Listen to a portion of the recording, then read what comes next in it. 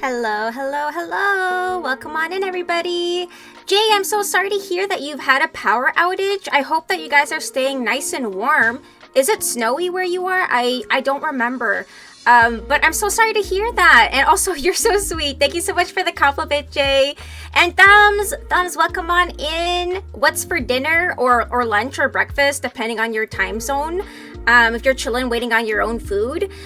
Today, we're going to be continuing the tier list stream milestone because if you weren't here in the last stream, oh my god, I prepared 10 different tier lists and we only got through 3 of them, which is kind of insane to think about. We just did Christmas food, snackies, drinks, etc., anime, and then also dog breeds, which is like the craziest, there was no cohesion there. It was completely random.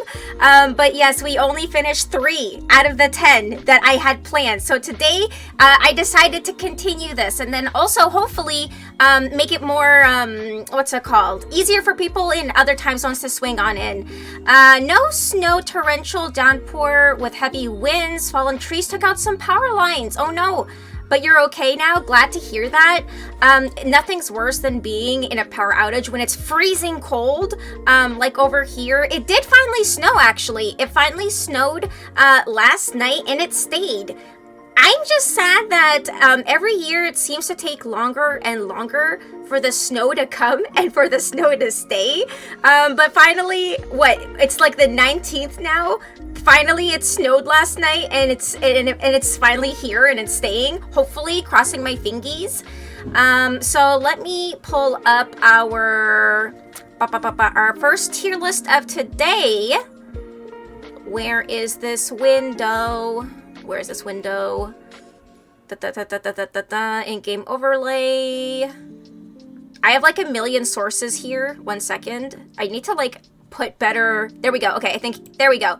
There it is. There it is. Okay, awesome. First tier list. We're gonna start up with some food again. Hi, Mitch. Welcome on in. Are you getting nice and cozy and ready for another infuriating or entertaining stream? Because we got a lot of people disagreeing and or agreeing with a lot of my choices the last time. But how are you, Mitch? How are you? How's everyone's week/weekend been? Oh shoot, I didn't edit the names of these. 1 second. Because we got S, A, B, C, D, and I've never tried this, but I feel like it's better if I label it like my faves, to get started. Faves, A, B, and C, and I usually don't need a D tier, so I'll get rid of this last one, delete row, and then I guess I'll say, yeah, never had, never tried. There we go. I think that's enough. That's enough.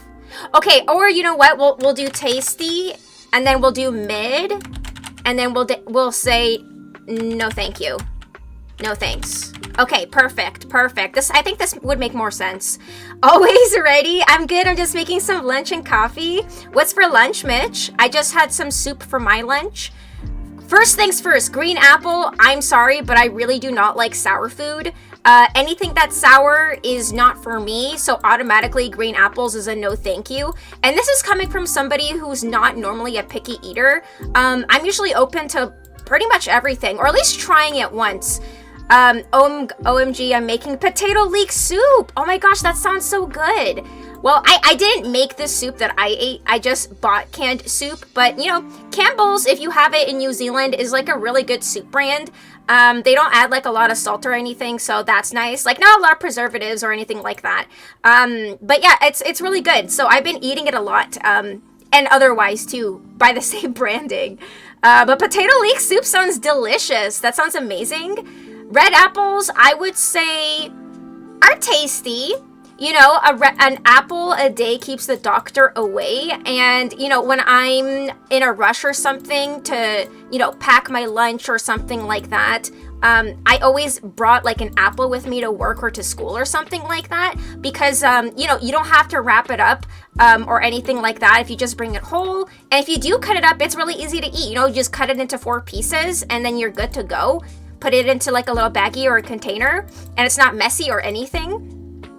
Oh yeah, I love Campbell's soup. Yeah, Campbell's soup is honestly, it's great. I feel like for people who just, if you're exhausted or you simply just don't have the will to cook, like myself, I feel like canned soup is the way to go. You know, even some frozen foods too. You can find some pretty great stuff out there. Apricots, I feel like for me, apricots are kind of mid. Any fruit that has a huge pit in the center that feels like it's fighting me for it to not be eaten, I'm not usually a big fan of. Apricots are okay. I feel like the skin is fine and the flesh is fine, but it's not my favorite, and I don't hate it. Like, if someone cut me up an apricot, I would eat it, but it's not like my first choice. I'm not gonna go out of my way to go buy some apricots. You love dried apricots. Okay, dried apricots, that's different. I feel like dried apricots are great as like a fruit snack, but fresh apricots are just not my favorite. So you eat them on the regular, you love dried apricots, but so unregular. Okay, yeah, I feel like for me, the dried version of apricots are better than the fresh kind. I don't know. I feel like if I had to choose between the two of them, I would go for the dried version versus the fresh. Avocados. I wouldn't think about avocados as fruit, to be honest. They're almost like a third weird thing. It's like it's not a fruit, it's not a veggie, it's like something else. Because, you know, I don't automatically think of avocado as a fruit, but avocado is one of my favorite things, for sure, when it comes to fruit in general. You can prepare it in so many different ways. Avocado milkshake, if you guys have never tried that before, add condensed milk, sugar, other stuff, like just regular milk also. Best thing ever. You should totally try it. I think it's like a Thai or Vietnamese kind of drink, but I think a lot of Asian restaurants have it available, like avocado smoothie. If you've never tried it, give it a go. It's really good and creamy, and it's not overpowering. It might sound strange to drink like an avocado milkshake, but trust me, it is so good. And good for you. Avocado is full of like vitamins and minerals. Bananas, I would say, are like tasty. The only reason why I would consider putting it up in faves is because of how easy they are to eat and to bring at different places. Like, as long as you put a banana into a container, there's special containers that for the banana fruit shape itself, so it won't get bruised. But it's just so easy to eat, you know? You just take it with you, you peel it, and you throw the peel away. No mess, so quick to eat. I would say they're pretty tasty. Banana and different things is pretty good too. Avocado milkshake is yum. Yeah, Mitch, you know, it's so good. It's so good. Blackberries are like mid. They're kind of tart sometimes because of the seeds, and the fruit itself is sometimes sour, kind of tart, kind of sour. So for me, they're mid. But again, if I was given like a bowl of blackberries, I would eat them, but they're not my first pick. Same with black currants. I feel like I would use these to make a pie or something. Like, these are the sort of thing that I would add extra sugar to, or bake them into something, or put them into a milkshake or a fruit shake or something like that. But by themselves, not so much. Anything that's too sour, because if you guys haven't had black currants before, they're pretty tart and sour. Blueberries, I would say they would definitely go up into my faves. If you get a good batch. I recently bought some that were so sour when I was eating them, which really sucks. But, you know, you can also sprinkle some sugar onto them. Like, you wash them, sprinkle some sugar, and then it's not so sour anymore. So that's like one way to mitigate like the super tartness. But if you've ever gone blueberry picking, which I have, you can find the biggest, juiciest blueberries ever, and, you know, just keep, like last time when I went with my friend, when we went blueberry picking, we just kept eating handfuls of the stuff, and then finally we eventually filled up our baskets. But they're so good. If you get like a freshly picked, warm sunned blueberry, delicious. Cantaloupe, I would say, is pretty tasty. You know, it's juicy. It's got like a mild flavor to it. You know, not that difficult to prepare itself. You cut it open, cut it into cubes. And, you know, cantaloupe juices and other things too are pretty good. I do like the flavor of cantaloupe. I think this has different names depending on the country you're from as well. Like, I'm trying to think. Cantaloupe for us, though, in Canada. There are other words for this, because I remember someone else calling this something else. Coconuts, I would say, are kind of mid. They're not my favorite flavor-wise or, you know, fruit-wise too. I've tried like maybe the jelly kind is good, but actual pieces of coconut are not my favorite texture or flavor. We call cantaloupe rock melon. Yeah, rock melon is definitely another term for that for sure. There was something else too. Honeydew or something like that. Maybe that's, no, honeydew is the green one. I can see it down here. But cantaloupe does have a bunch of other names. Honey melon? I'm not sure. But yeah, rock melon is another one. Cherries, I would say, are pretty damn tasty if they weren't so annoying to eat because of the pits. You know, I've gone out of my way to cut in half like a bag of cherries, like each one individually. So when I go to eat them finally, I just have no problem, you know, with the pit. Because a lot of people will just eat it and then spit out the pit, but I kind of don't like that process. So I'll go out of my way to cut them in half and then just eat the halves like quickly. Hi Mino! Blueberries are lies because they're not really blue. With that, I return to my lurk, don't mind me. Well, they're blue on the outside. On the inside, their flesh is, yeah, it's like a white-green color and kind of clear. Thank you for the lurky, though, Mino. I appreciate it. Hope you find it cozy. Cranberries is like a no thanks. If we're talking about eating them fresh, hell no. They're so tart, so sour. I feel like I don't think most people even eat these raw, do they? They always have to be dried, I would say, or in a juice, it's okay. In a juice, it's okay, but if we're going off of the fruit itself, I would say no thank you. They're really tart and really sour. Cranberry juice, okay. Not my favorite, but I will drink it. And apparently, it's really good if you have, like, infections and things like that. So a lot of, like, medicinal qualities to cranberries, but not my favorite flavor. Dates are definitely, I would say, one of my favorites. See, this is weird because, okay, actually, no, I see that they have raisins too. So they have included some dry varieties of the fruits we're talking about, so that's good. So dates are definitely one of my favorite snacks ever. They're so, I mean, I don't know if I could call them healthy because they are like preserved in sugars and stuff like that. Unless, do they not? I don't think they add sugar really. They just dry it. They just dry it. And so, I mean, they're so tasty as a snack and they're good for you and your gut health. Dates are so good. Always put them in oats as well. Yeah, you can cut them up, put them in oatmeal. You can use them in baking too. You can do a bunch of things with them. Dates are low cal. Okay, so maybe it's just naturally sweet then. Cause yeah, I've had some really great dates and usually they're really sweet. I guess that's natural though. They don't have to add any more like extra stuff to it. Dragon fruit are pretty mid. If you've ever had them, they look really cool on the outside, but the flavor itself is so mild. You can barely taste it. It's barely there. It's very, very, very mild. If you guys have ever tried dragon fruit, you know exactly what I'm talking about. Not a lot going on. There's a million seeds in it too, but like they're so small, they don't really get in the way of the fruit being eaten. But not very flavorful. Dragon fruit was one of the most disappointing experiences. Yeah, when I was younger, I like asked my mother if we could buy one of these and she's like, okay. But she also knew that it had no flavor, so she knew that there was not a lot to expect. And then I was also severely disappointed because it looks so cool on the outside, but then the fruit itself, it has barely any flavor. Hi, Snuggy! Welcome on in. How are you, Snugs? How's your weekend? Oh yeah, do you guys have any plans for the upcoming festivities? Dragon fruit can be so tasty, but outside of Asia, it's so mild. Yeah, I've had it a couple times. You know, I've tried purchasing it like on several different occasions, and every single time, there wasn't a whole lot going on flavor-wise. It was very, very mild.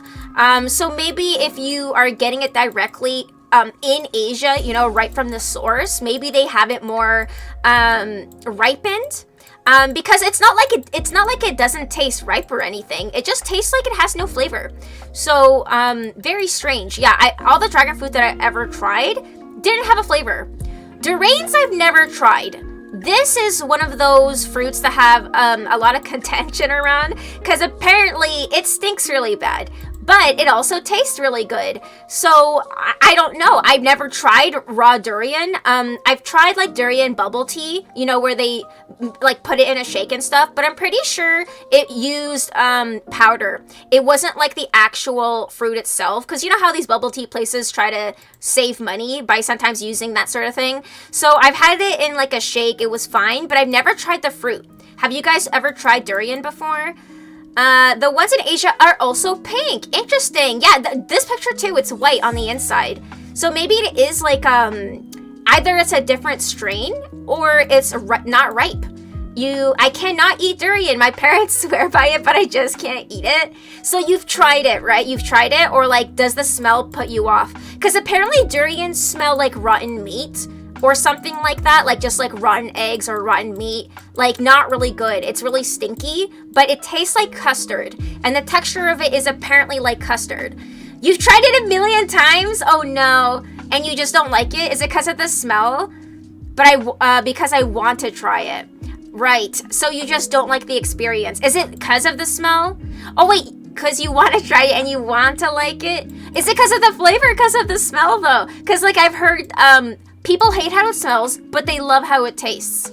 Regular figs are also really good if you've ever had these. I also have a fig tree, like a little mini one, and it's one of those self-fertilizing fig trees. It's really small. I have it in a flower pot in my kitchen, and it produced a fig one year, like just a tiny baby fig, and I ate it, and it was great. It was delicious. The smell goes away after eating it. The taste is so weird. It's like a fermented custard. Yeah, the smell probably also, I would say, affect the taste, because both of them are kind of intertwined, you know? It's in your mouth, kind of going into your nose while you're eating. You're smelling it simultaneously. So I guess it just doesn't do it any favors. Gooseberries, from what I remember, these are really sour, so these are a no thank you. Since we're going off of the raw fruit here, gooseberries are very sour. In jams, it's good. In pies, it's good. In juices, things like that, it's delicious. But by itself, no thank you. If you've ever had gooseberries, you'll know what I mean. Grapefruit by itself is also, I say, a no thank you. I know a lot of people eat this because it's very low calorie and healthy, but it tastes bad. I don't know. I mean, I've had grapefruit, like the flesh of a grapefruit. I've had the juice of a grapefruit. The juice is like a little bit better if you, I don't know. I would dilute it with water even. If I had grapefruit juice, I would add water to it because it's so tart. It's so tart. And the flavor itself isn't like my favorite thing in the world. But like if you're a health nut or trying to lose weight, apparently grapefruit is fantastic for that. But it's unfortunate that it just doesn't taste the best. Oh, so kind of like, wait, physalis. What is physalis? I've never heard of that. Is that a fruit or something else?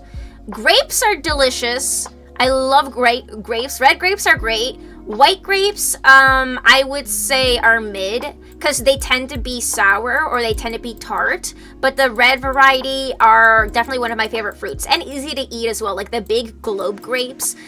Here in Ontario, Canada, we also have our own variety of grapes. They're like a deep, deep purple. Almost blue color, and they have sour skins but really sweet insides, so when you eat them, you try not to like chew the skin too much, but it's so good. Oh, it's like an orange berry that tastes like you described with the gooseberry. Interesting. So I've never tried physalis. I don't know if it's on this list. Obviously, I don't think they have every fruit in the planet on this list, but they probably have the most mainstream. But I've never heard of that before. That's so interesting. Kiwis for me are a no thank you. The seeds, I don't like. The flesh, I don't really like. The fuzzy skin, I don't really like. Everything about it is not my favorite and not my favorite flavor. It tends to be sour/tart. And when I'm eating it, I'm just not enjoying it. I haven't even tried like 1/10 of all of these. Hi, Fidos. Welcome on in. How are you, Fidos? Yeah, and I was saying, I think these are obviously not every fruit in the world because there's a bajillion of them, but these are all the mainstream, like, cultivated varieties. I feel like I've tried most of them. Lemon juice, I would say, fuck, this is hard because this is going off of the fruit. I love lemon juice, like putting it in my teas. I like lemon flavor in tarts and pies, and, you know, candies, things like that. But the fruit itself is obviously super fucking sour. I wouldn't just eat like a lemon, but, you know, a slice of lemon in a cup of water, also god tier. So I will put this in my faves because I use it in a lot of different things. But the fruit itself, obviously, I don't eat like raw. Your dad used to eat lemons as a snack with salt? What? I've never heard of that. With salt, does the salt mitigate the sourness at all? That's interesting, like slices. Hi Neil! Welcome on in, Neil. How are you? I don't know of anyone who eats lemons as is. Yeah, because like a lot of these fruits you eat as is, right? We're going off the assumption that it's as is because they went out of their way to include dry fruit like dates and raisins. So I would say for the most part, while judging these, it's typically what you would, like, you're eating what you're seeing. So lemon juice, I would take it and squeeze it out of the lemon and put it into other things. Yes, apparently. I guess I'm gonna have to try that. Did you try that too, Fidos? Like, did you ever try copying your dad, or did you just think it was weird? I eat pineapple with salt and chilies. Oh yeah, in isn't it Mexico? I think they add chili spices to fruits, like watermelon and stuff like that. There's a word for it. I'm not sure what it's called, but if you've tried it, you know what I'm talking about. That sounds like some sort of tropical dessert. Yeah, like lemon with salt. And then in other places, they add seasoning like in spices onto fruit, like powdered. You're doing all right, a few days of work until a little break for the holidays. How are you? I'm doing great. I'm just trying to, you know, finish up everything stream-wise before I also head out to see my friends this weekend. Limes, I would say, are pretty tasty. Same thing. Obviously not eating them raw or anything, but the juice is pretty good. I do like limes a lot. They're more expensive than lemons, though, despite them being smaller. It's very Indonesian. With the pineapple and salt and chilies. Yeah, so maybe have you tried it with seasoning as well? Or when you say chilies, you mean like chili flakes, correct? Oh, thank you so much for the follow, Donatello. Thank you so much for the follow. I appreciate it. How are you? And we hit our follower goal. Let's fucking go. Thank you so much for being my 350th follower. I'm pretty sure that was the goal. Yes. Thank you so much for the follow. I appreciate it. Welcome on in, Donatello. If there's another name that you prefer, please let me know. Yeah, hell yeah, mega hype. I did think it was weird. I always saw him, like, making a face, but then I tried it and it was alright. I guess it's like the first initial bite, right? Because it's probably salty and or sour, which is probably either, I don't know, pleasant or not pleasant. Oh my god, lychees? Lychee or lychee? I don't know how to pronounce this. Also, I've never seen it being spelt like this before.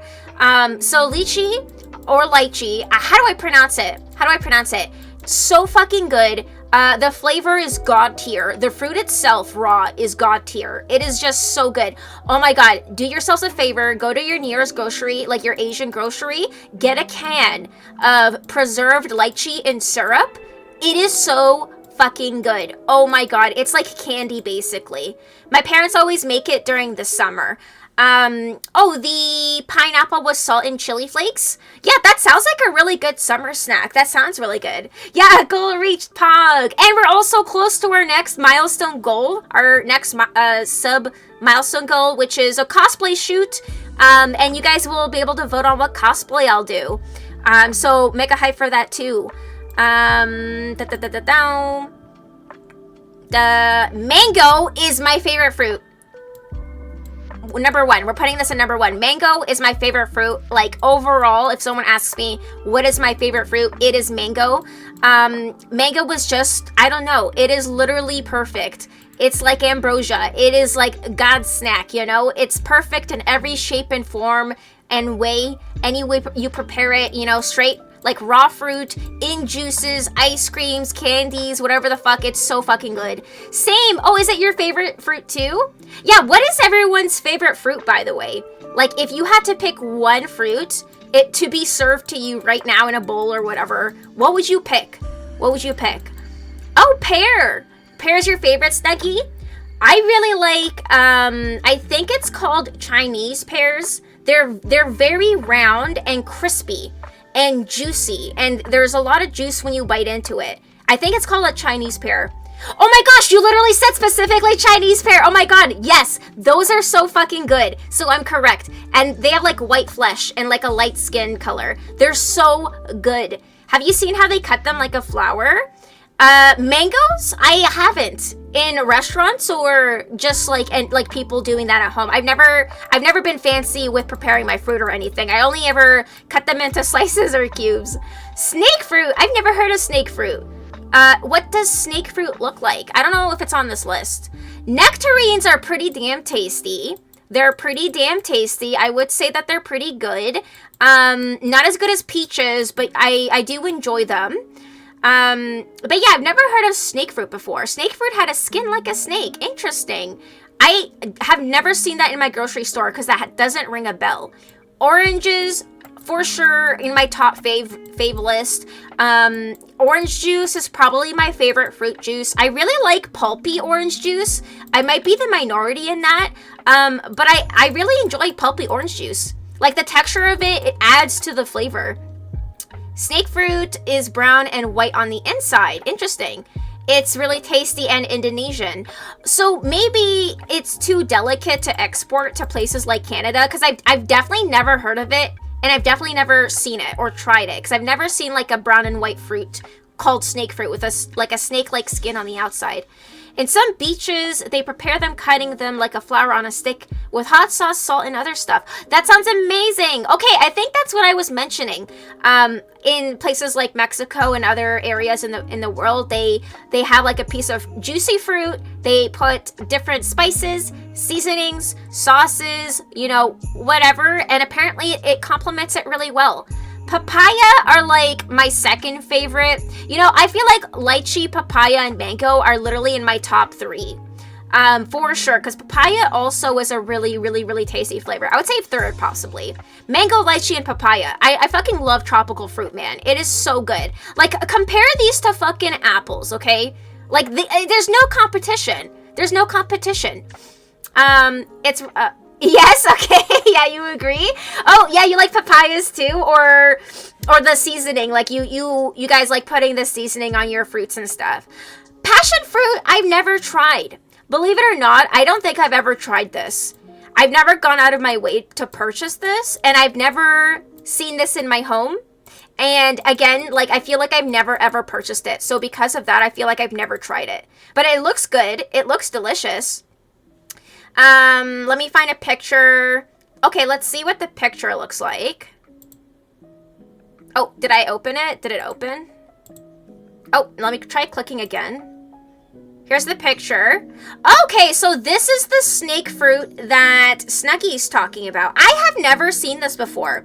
I have definitely never seen this before. It looks really cool, though. It looks like a mix between a nut and something else. Like, it looks so alien and foreign. For sure, I have never seen this. They definitely have not exported this to Canada, or they haven't made this something that they export into other places. But that looks exotic. Okay, wait. Everyone close your eyes, because once I close this tab, it's gonna go to my other tier list. Wait a minute. Actually, I'm just gonna do this. There you go. Okay. Okay, and then close it at the top. There we go. Whew. Because the last time I did that, it accidentally showed other tier lists that I was gonna do. But thank you for sharing, Snuggie. That was really interesting. I'm gonna add that to my list to try. And did you say what it tastes like? I don't remember. Peaches are definitely up in my favorites. They're so good, tasty. There's a great quote, about peaches. Like, you can be the biggest, tastiest, juiciest peach, and someone still isn't gonna like you. And that's like a great motto to apply to yourself. That like no matter how like hard you try or how good you are, not everyone's gonna like you, and that has nothing to do with you. So don't beat yourself up about it. It's sweet and surprisingly juicy. From the picture, it looked like almost like a nut. Like from the texture, it looked almost very nutty. No wonder it's called snake fruit. The skin looks like scales. Straight up. Yeah, straight up it looked like lizard skin or dragon skin, something like that. It looked very magical. I would say pears are pretty tasty. Like, if we're looking at this specific version of a pear, it's tasty. But the Chinese pear that we just mentioned, the one that I really enjoy, and Snuggie, you said you enjoy it too. If you ever see a Chinese pear in your grocery, try it. It is so fucking good. It's crispy, juicy, has like a lot of water kind of in it, and it's very satisfying. Like when you crunch it, there's a really good satisfying crunch to it. So like these pears are great too. Sure, don't get me wrong, but I feel like I prefer the Chinese pear over whatever this is. Yeah, it's so good. Sweet and surprisingly juicy. Yeah. Persimmons are really good. They're really tasty. I have only tried, I think, the dried variety of these. I don't know if I've tried the fresh variety of persimmons, because like around the holidays, like right now, a lot of Asian cultures, they dry them and it's like a seasonal kind of snack. So I've had that. I haven't tried the raw version. So I'm not sure what the raw version tastes like. Fresh persimmons are amazing. Maybe I should try some. Is it tart? Or is it sweet?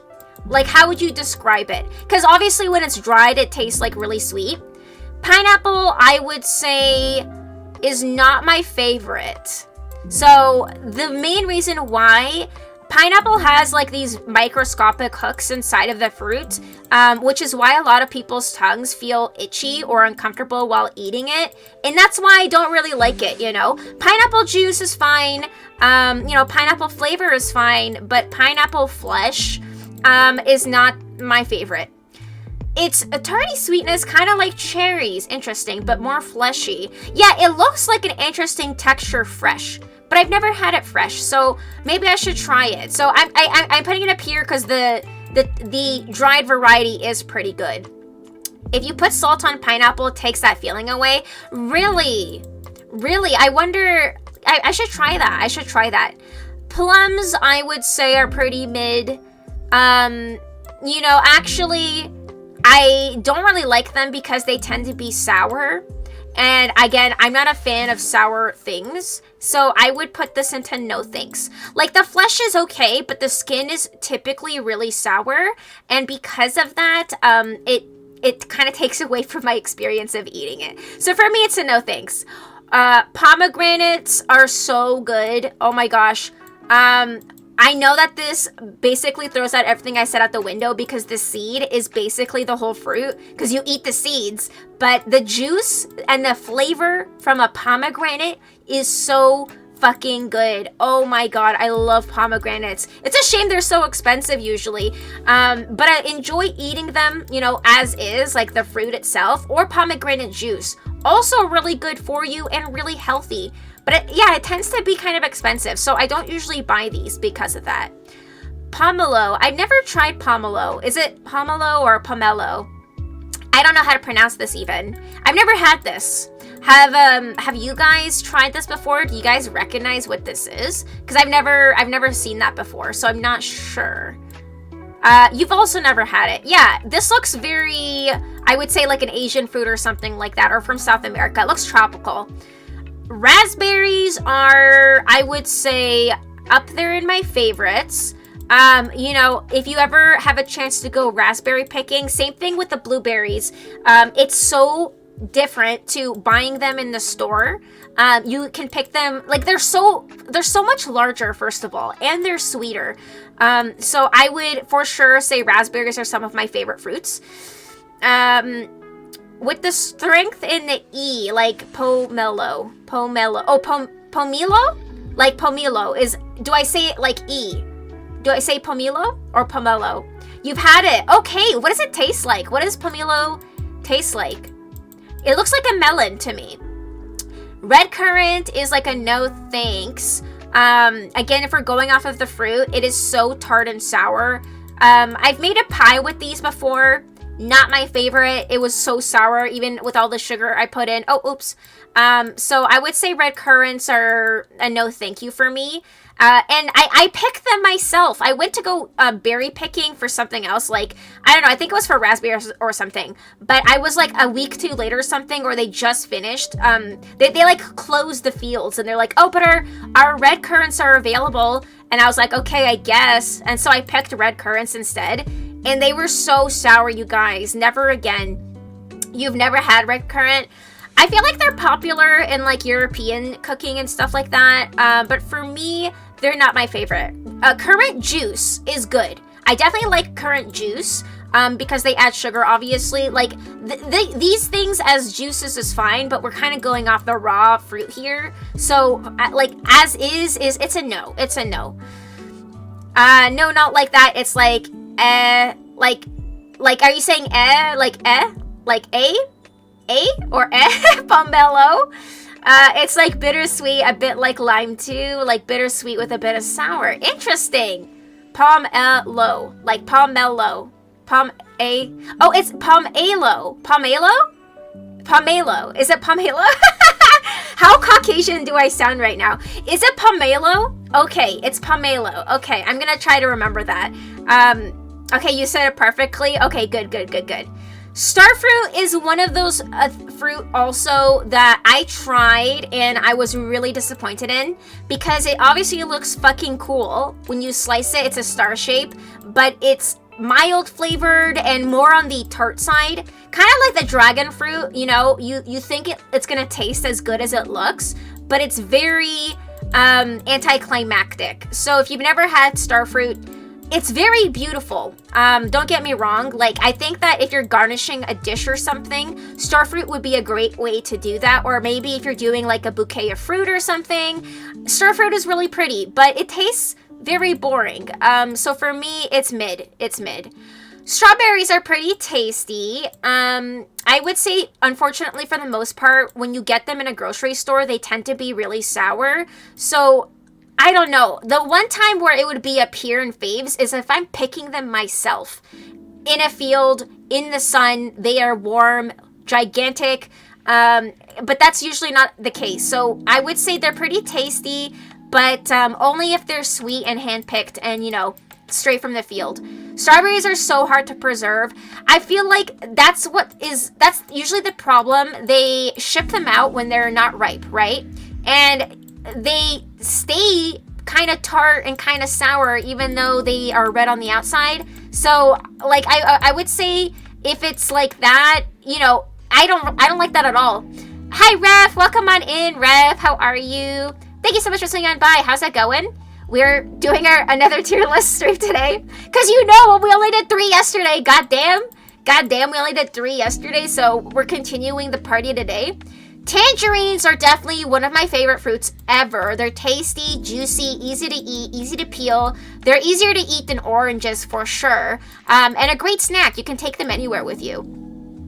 Watermelon, also favorite. I go feral on a watermelon during summertime. They're the best thing ever. Watermelon juice, so fucking good too. I just love the watermelon flavor. It's so tasty. So many different kinds of watermelon too, you know? It's not just the red. There's white ones and like yellow and like orange kind of color, pink ones. So overall, watermelon is a god tier fruit. Also, if I didn't say hi already, hi Fidos. Yeah, well, if I didn't say hi already, hi Fidos, hi Rev, hi Snuggy. How are you guys all doing? Do you guys have any plans for the upcoming holiday? Any like festive activities like ice skating, gingerbread house building? I don't know what else people usually do that you guys do that's like mainstream. I don't know. Honeydew, I would say, is also one of my favorite fruits for sure. Big fan of, juicy fruits. Hell fucking yeah, we love juicy fruits over here. Honeydew isn't as juicy, but like I really love the flavor of it. Not just as the fruit, but in juice especially. Bubble teas, things like that. Honeydew is so yummy. Hence the name, honey. You know, it's like honeydew, right? Oh my gosh, here's the Asian pear. Well, I've seen it labeled Chinese pear, so I guess they just call it Asian pear here. Usually when I see it in the market, the skin is even lighter than this, but it's so good. You guys gotta try it. I guess they would label it Chinese pear or Asian pear, whatever. If it looks exotic, just try it. It's so good. Trust me, you're not gonna regret it. It's the first holiday I'm gonna be single, so I'm looking forward to spend it with friends for once. Welcome to the party, Snuggie. It's always like a good time here, honestly. Like, what am I gonna do this weekend is see my friends too. And it's always a blast, honestly. The best part about being single is doing whatever you want, whenever you want, however you want it, without having to consult anybody about it. So it's a blessing in disguise, and I feel like a lot of people take that for granted. There's literally nothing better than being alone, in my opinion, especially because, again, like, you can do whatever you want. Guavas are really good. I would say, here's the thing. I've had guava juice. I've had guava jelly.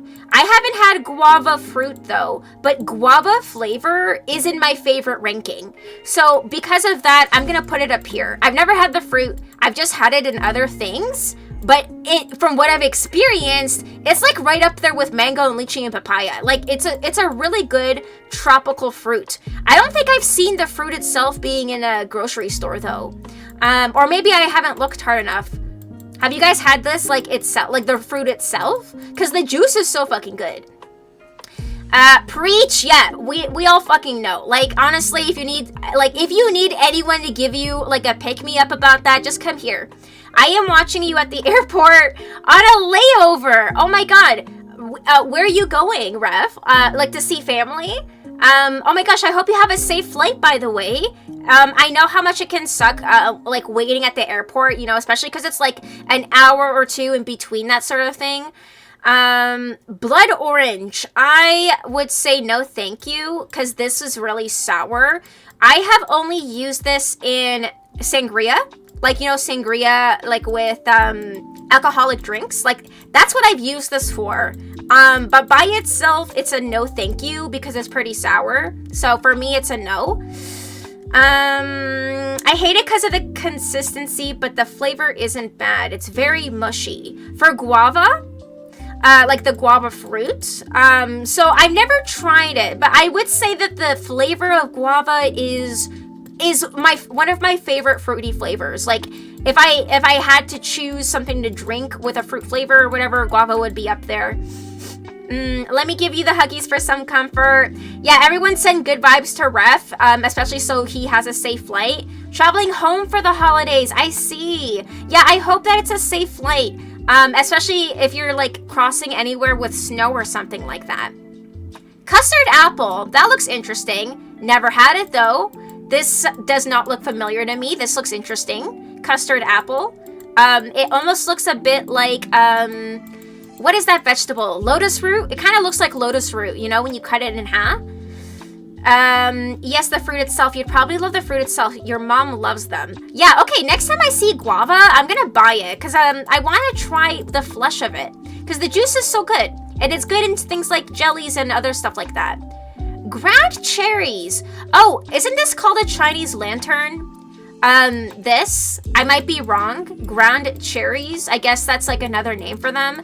But I've never tried these. I've seen these on bushes, you know, like there's a lot of bushes around here that have these as an ornamental kind of plant, but I've never had these before.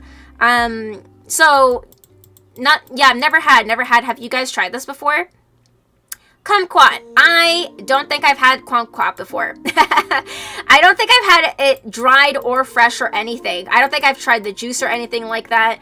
So I'm going to put it in this category because this doesn't look familiar to me. It's super sour. Okay, so maybe it's a good thing that I haven't tried it because I'm not a fan of the sour. Mulberries are god tier. Oh my god. It's a shame that these are so fucking tiny and so expensive. Usually you don't see these fresh. You see these dried in places like Bulk Barn, you know, places that sell fruit or, you know, nuts, flour, I don't know, cooking ingredients in bulk. You can buy dried mulberries, but I don't think I've ever seen fresh mulberries before. And if you do, they're usually very fucking expensive. But if you're lucky enough to have like a park or something that has a mulberry tree, you can just straight up eat it. No one's gonna stop you. You know, I have a funny story where I once, like, I saw one of these random trees like on the side of the road when I was like walking with my ex, and I started eating them, and he freaked out because he thought I was just eating poisonous berries. But I'm like, no, these are mulberries. Like, do you not know what this is? Like, do you not know how expensive this fruit is? So I ate as much as I could. They're really sweet, juicy. The taste is very good. I don't even know how to describe it. It's sweet. It's very sweet, almost like a jam. 100% recommend mulberries. I have a local park near me that has like several of these in like the public, you know, gardens. And in the summertime, the trees are just heavy with the fruit. And the birds and squirrels go crazy for it, but it's edible for people, and it's so fucking good. Like, if I had the space for a garden, I would definitely plant like a mulberry tree. Try it, you guys. It's so good. And it comes in white, I think, like in different varieties. Usually when it's a whiter color and it's a black fruit, it means it's not ripe, but there are light colored mulberries too. Raisins, I think, are pretty tasty. I'm not like a person who just buys raisins and eats them, but, you know, chocolate covered raisins is like one of my favorites. Raisins in, you know, muffins or cookies, oatmeal cookies is good. So I'll put them in tasty. Jackfruit, I don't think I've tried. This. I think this is like a Jamaican thing, or like from Jamaica or something like that. I've never tried it. I've never tried jackfruit before. So I don't know what it tastes like either. Mangosteens! Oh my goodness, I am so sad because I've tried the juice of this. Just the juice. Mangosteen juice, so good, but I've never had the fruit, and I've never had it in anything else. So unfortunately, I'm gonna have to put it down here because I don't have enough like info to go off of. So unfortunately, I can't properly categorize it. But the juice is gonna be up here. But the fruit, like, I've never had it in anything else. Literally just the juice. So unfortunately, it's gonna have to go down here. Anna out here just picking and eating random fruit. No, it's called properly identifying your plants. And I know what a mulberry tree bush looks like. I can identify it, and I know what it tastes like. Like, if I took a bite of a berry and it tasted different, obviously it's not the same thing. But mulberries are so easy to recognize, so.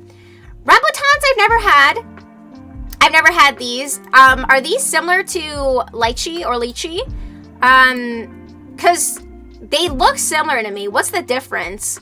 Rambutan. I've never had a rambutan. My cat just tried to catch your mouse on the screen. Whee! Are they chasing it? Meow, meow, meow, meow, meow, meow. Fun fact, rambut means hair in Indonesian. Well, it looks hairy. Look at it. It looks like it's like a little fuzzy fruit. But I've never tried it, so I don't know anything about it. So if you've tried this, Snuggie, does it taste like lychee? Is it like the same thing, or is it kind of different? Sour cherry is a no thanks. Absolutely not. And white currant is also a no thanks. It's also incredibly sour. Actually, I'm going to put black currant here as well, because we're going to categorize these kind of by the raw fruit, or like what the picture is. And here's the final tier list of my favorite fruits. Here's my faves, what I find tasty, what I think is mid, what I prefer not to eat, and then never tried. There's the final. Oh, thank you for the hydrate redeem. Let me take a sip.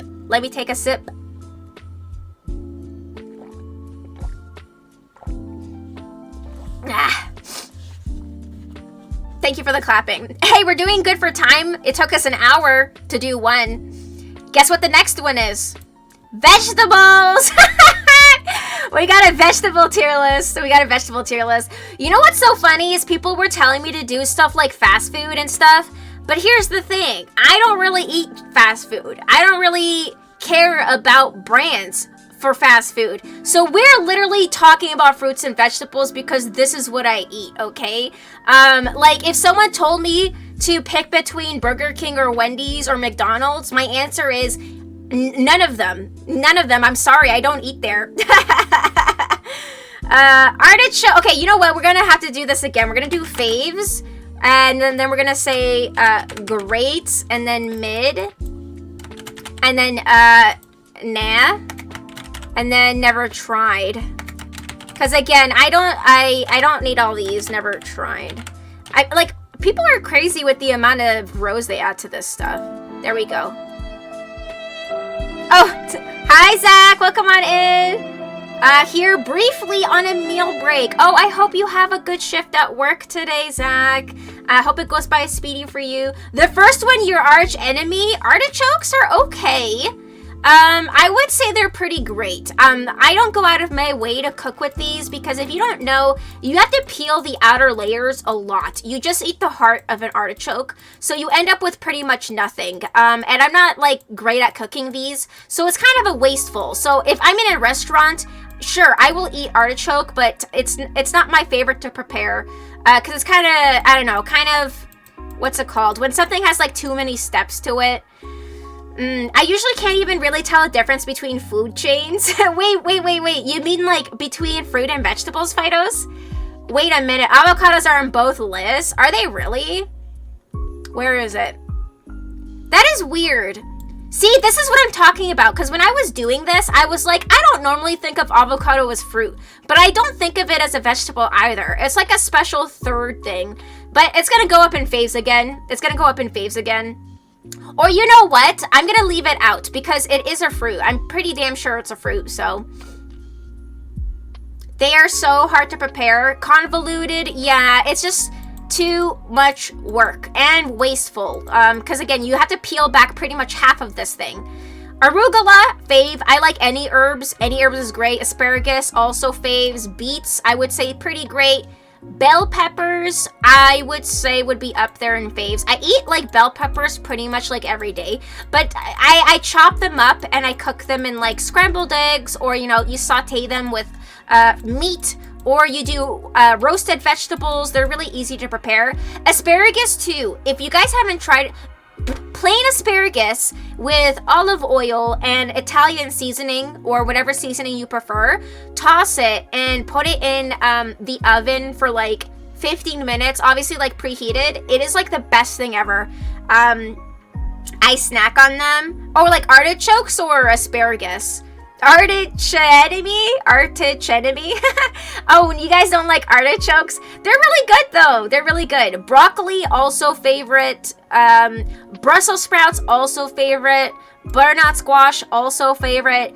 Cabbage is pretty great. Not raw, but you know, you cook this and stir fry and stuff like that. I don't think I've had raw cabbage.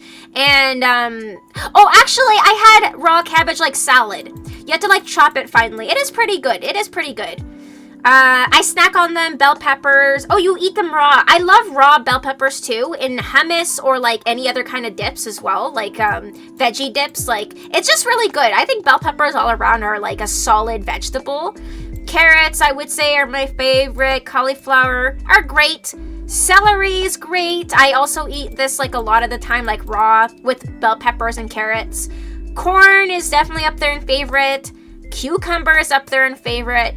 Edamame is up there in favorite. Eggplants is up there in favorite. But you know what? These also are a bitch to prepare. You have to salt them to drain them of their, you know, extra water. And every time I've tried to cook eggplant, they turn out really fucking salty. You know, even after washing them, after the salting process. So I don't buy these and I don't cook with them. But if I'm in a restaurant and it's like, you know, I don't know, Thai green, you know, something, whatever, in like a Thai place or whatever has eggplant as the main ingredient, I order it and I eat it. And it's like one of my favorite things to eat. I just hate preparing it. Someone just referred to artichokes as arch enemy, so I was just punning. Oh, yes. Someone said that they don't like artichokes. I like cabbage in kimchi form. Kimchi is good too. I love kimchi. Bell peppers are great grilled, so they still crispy. Yes, bell peppers are just solid, man. Even bell pepper hummus is good, you know. Bell pepper on pizza, raw bell peppers, sauteed. I don't know, anything. You could do anything with bell peppers. They're so good. Garlic is also a favorite. You gotta have garlic when you're cooking. Ginger is great. Jalapenos is a no. I'm sorry, because I don't like spice. So that's gonna go here. Kale is also one of my favorites. Holy crap. I found this new kale salad recipe over the summertime. One of my friends made a great kale salad. It had kale, barley, shredded carrots, crispy apple, and you make your own sauce with apple cider vinegar is the main ingredient, with honey, Dijon mustard, something else, I think it's oil, salt and pepper to taste. So fucking good. I ate this all summer long. All summer long. Just look up kale barley apple salad, and it's so fucking good. Definitely recommend. Leeks also delicious. I would say up there, it's great. I say leeks are pretty good. Actually, if you guys have ever tried leek salad, I'm sorry, it's gonna go back into faves. Leek salad, you use sour cream, something else, I forget what the ingredients are, but like leek salad, you chop these into fine rows, and when you break it apart, they're just like little tiny rings. So fucking good. I don't even know how to describe it. Just Google leek salad. It's so fucking good. I scorch them in the oven to drain the moisture so they don't become too salty. Okay, that's interesting. Do you use salt too? Because like every eggplant recipe I've looked at is like sprinkle salt on it and then wait like half an hour and then dab it and rinse it. And so that's what I usually do, and then they're always too salty. Lettuce is fave. Mushrooms is fave. Okra is fave. I know I'm weird for this because it's like either you love okra or hate it, but I love the slimy texture of okra. If you've ever like boiled or cooked okra, it is so good. It's just like really slimy on the inside. It tastes like you're eating like a bug or something. I don't know. It is just, I don't know what's with the texture, but with the seeds and the skin and like the juice inside of it, it's just really good. I like it. I salt them slightly, but I usually use like less than half a teaspoon. Me too! I don't go crazy on the salt, but like no matter what, they just turn out too salty. So I've just given up. I've just given up preparing eggplants. But if I ever have a chance to buy them at a restaurant, like a meal, I will always purchase the meal that has eggplant in it. Funny story too, one of my best friends is allergic to eggplant. Isn't that so random? Like, out of everything, you're allergic to eggplant. I think that's, I've never met anyone else who has like the same kind of allergy. Eating a bug, Hakuna Matata. Yeah, basically, you can pretend to be, what's his name? Simone and Pumbaa. Basically, but I love okra. Do you guys love it or hate it? Or you guys have never tried it? It's really good. I enjoy it a lot. You hate slimy food? Yeah, for me, it's a texture thing. I love the texture of okra. It's like the same thing with, pulpy orange juice. I just love the texture of it. Timon. Yeah, sorry, Timon. Man, I don't, what did I say? Simone? It's been a while. It's been a while. My mom cooks with it every so often. Yeah, I usually have a bag of these in the freezer. I put it in my stir fry, things like that. Really good. I enjoy it. I enjoy okra a lot. Onions also fave. Peas are, I think, mid. Like they're good, but I usually don't put them in anything, or like I don't go out of my way to add peas to things. But they're okay. They could be better. I guess it depends on the peas. I don't know.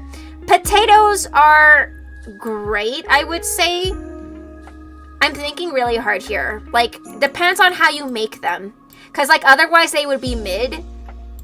I would say they're mid because there's just so many ways you can make them that are just boring. Breaded okra is good. Ooh, I've never had breaded okra.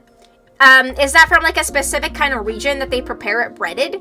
Because I've only ever had it like while cooking, like stir fry stuff like that. I haven't breaded it in anything.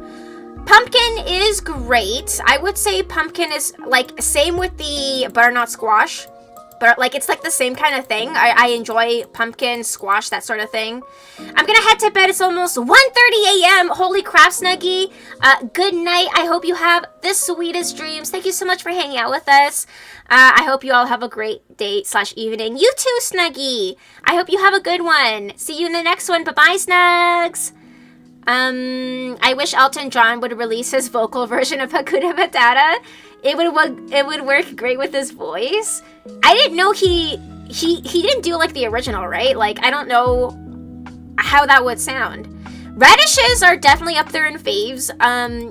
if you have like a toasted bagel with cream cheese and you put radish on it, it is so good. Maybe it's a Polish thing, but I ate this a lot growing up. Like my mom would make us sandwiches like with radishes all the time, and they were good. I enjoy radish a lot with cream cheese and just toasted bread. So good, so good. Red onion, also fucking solid. Scallions, also fave. Spinach, also fave. Sweet potatoes, also fave. Tomato, hell fucking yeah. I eat tomato like every day, like on the side or on a sandwich or whatever. Turnips are pretty good, but like, I would say they're mid. Turnips. I don't usually eat turnip in like soup and stuff because these are like a root vegetable. They have to be softened kind of quite a bit, but they're okay. And zucchini is great. And here's my final list, and I guess I'm just gonna get rid of this delete row because I've had all of these, and then we're also leaving off the avocado because avocado is a fruit, so that doesn't count. But I just love my veggies. I mean I love all my fruits and veggies, but they're pretty much all my fave, to be honest. He co-wrote all the songs in Lion King. Interesting. I never knew that. I've never known that.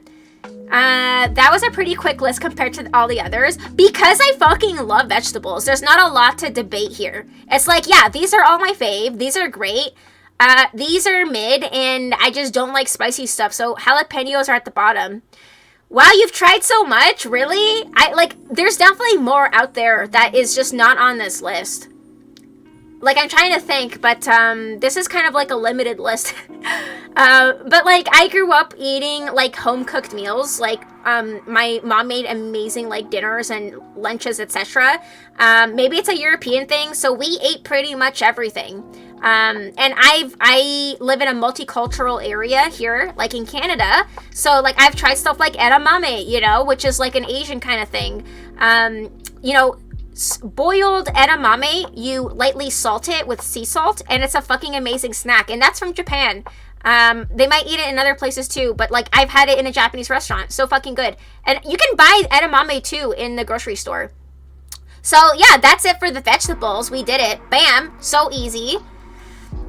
Circle of Life, I just can't wait to be king, and Can You Feel the Love Tonight? Interesting. Well, Elton John is a talented musician, right? Next tier list, Studio Ghibli films. The only one I have not seen is The Boy and the Heron, so I'm gonna have to edit this real quick too. Let's see. Faves, great, and then mid, and then nah. I think saying nah is the best way to be nice, and then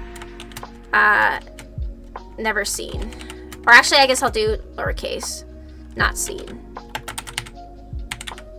And then let's get rid of these bottom rows. Let's get rid of, oh fuck, what did I do? Okay, let's get rid of this. Damn, I'm missing so many of these. Oh no, I guess this is like a great day for you to add things to do in your, like a bucket list for 2024. Nausicaa of the Valley of the Wind, I would say, is one of my favorites.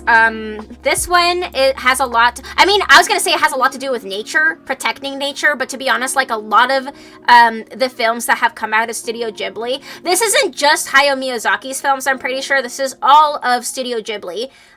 So Nausicaa of the Valley of the Wind, I believe, is the first Studio Ghibli film actually to come out.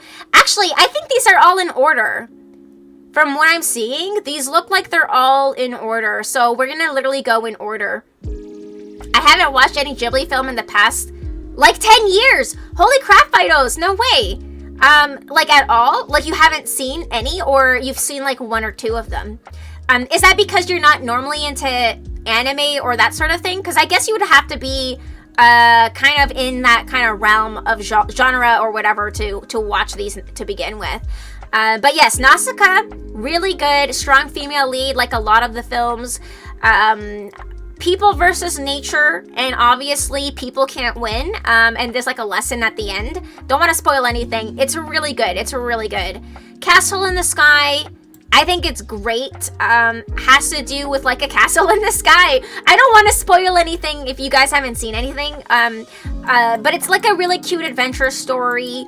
Love the characters, a unique story too. As in the ones released in the past 10 years. Oh, so I think from the past 10 years, it would probably be like around like here to here, like from Howl's Moving Castle and onward. Because this Spirited Away came out when I was a child, so that was more than 10 years ago, and then the rest of these is like more recent. It's usually like one every couple years or 1 year. They usually take their time rather than Disney. Disney usually puts out like one film a year, but these, I think they take more time. Nausicaa was pre-Ghibli, but was made by the team that became Ghibli. Yes, but it's still a Studio Ghibli film. It is still considered part of their library. Totoro, I would say, is up there in my favorites. I saw this when I was really, really young, and it gave me nightmares. The scene where the little sister gets lost, and they make a big deal about her being lost. Like, I thought she died, so I started crying. I remember just bawling my eyes out. I was really emotional and scared because I was just so young. But she was okay. She was okay. But yeah, that's because this is a child movie, right? But like nothing happened to her. She just got lost. I think it's only the last 3 or 4 films, last 10 years. Yeah, they take their time. They take their time with the movies. Oh, Little Ada. Yeah, my first film I would say that I saw from Studio Ghibli would be either Totoro or Kiki's Delivery Service, because I remember renting both of these out back when you used to be able to do that, you know, like even pre-Blockbuster, because there was like individually owned video stores that had like VHS for rent. So I remember watching Totoro and Kiki's Delivery Service. Grave of the Fireflies, I'm gonna say nah, because this is just not for me. I have seen this. It's a good movie. I just don't like movies about war, like specifically about war.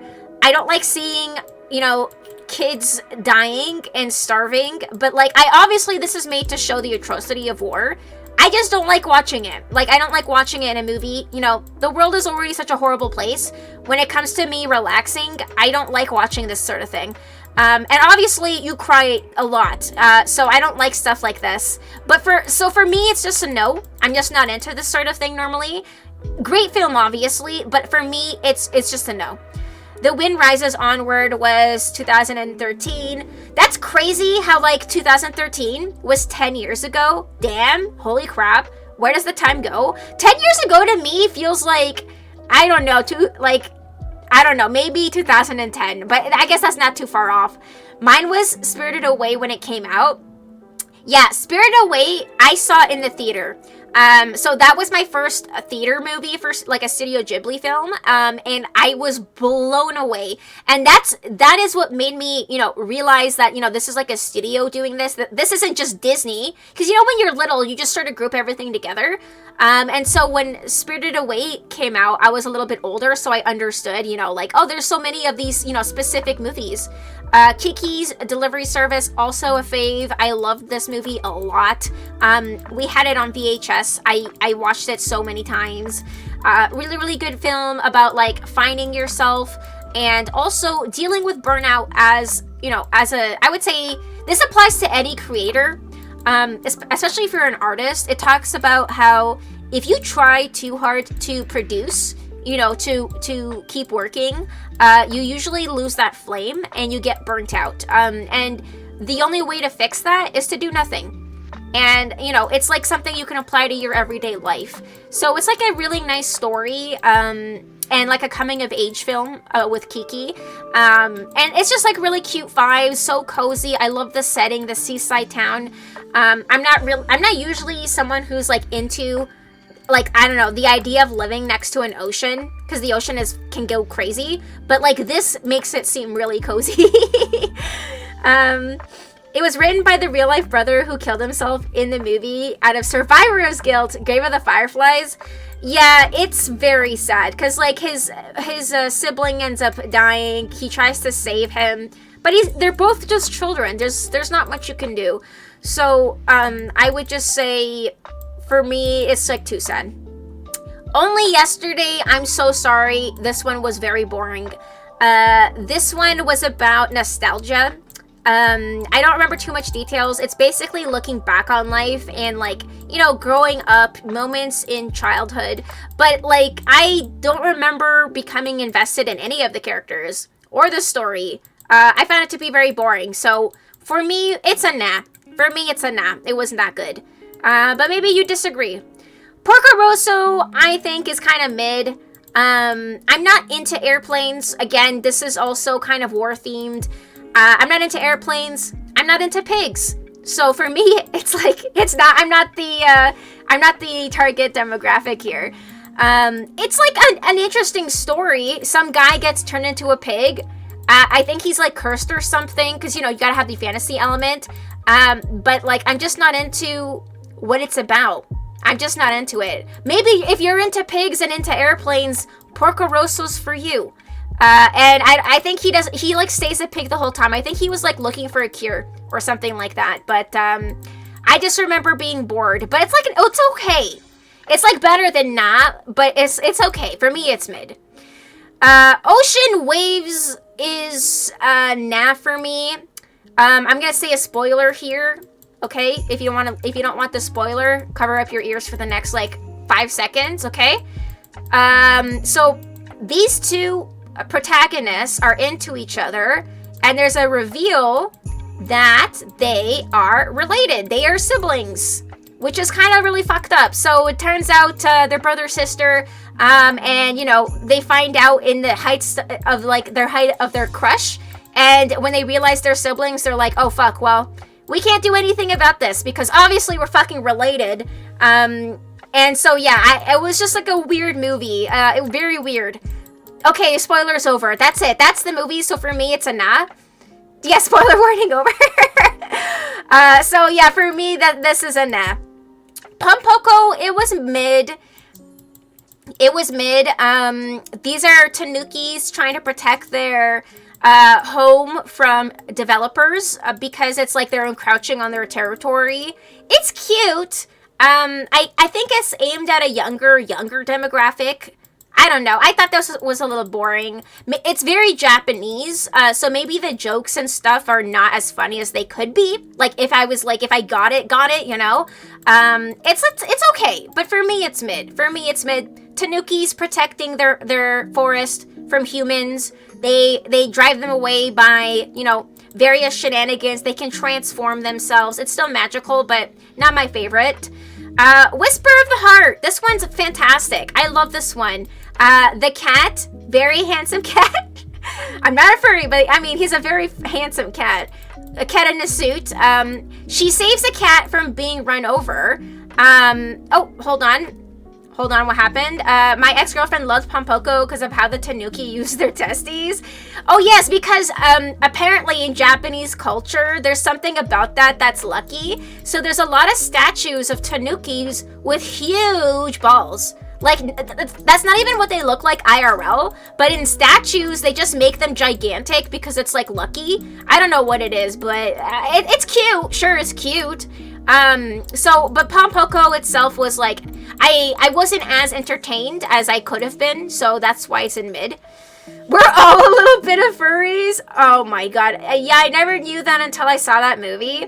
Yeah, so that's why. I don't know. I think that's why they included it. It's very Japanese, like I was saying. So it's culturally very, very Japanese. Very Japanese-centric jokes, etc. So for me as like a Westerner, I was like, whatever. Again, Whisper of the Heart, fantastic. A girl saves a cat. Wait a minute. Oh, wait. I'm thinking of something else. Whisper of the Heart is something else. Hold on. Let me just Google if I'm thinking of the same movie. One second. Whisper of the Heart. I think it is. Hold on. Oh, shit. I'm thinking of something else. Oh, this is, hold on.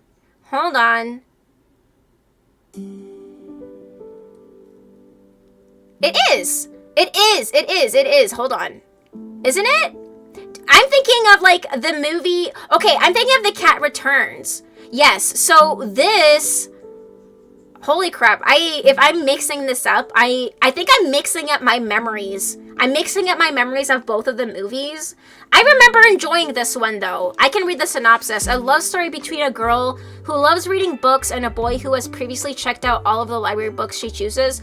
I mean... Fuck, if this is not what I'm thinking, I think I was bored, actually. Hold on, I think I thought this movie was boring.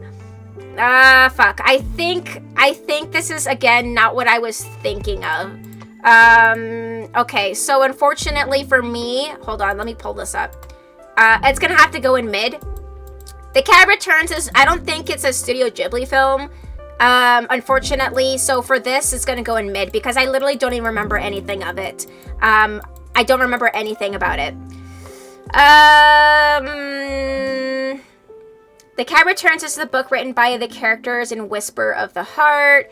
Okay, well, The Cat Returns is fantastic.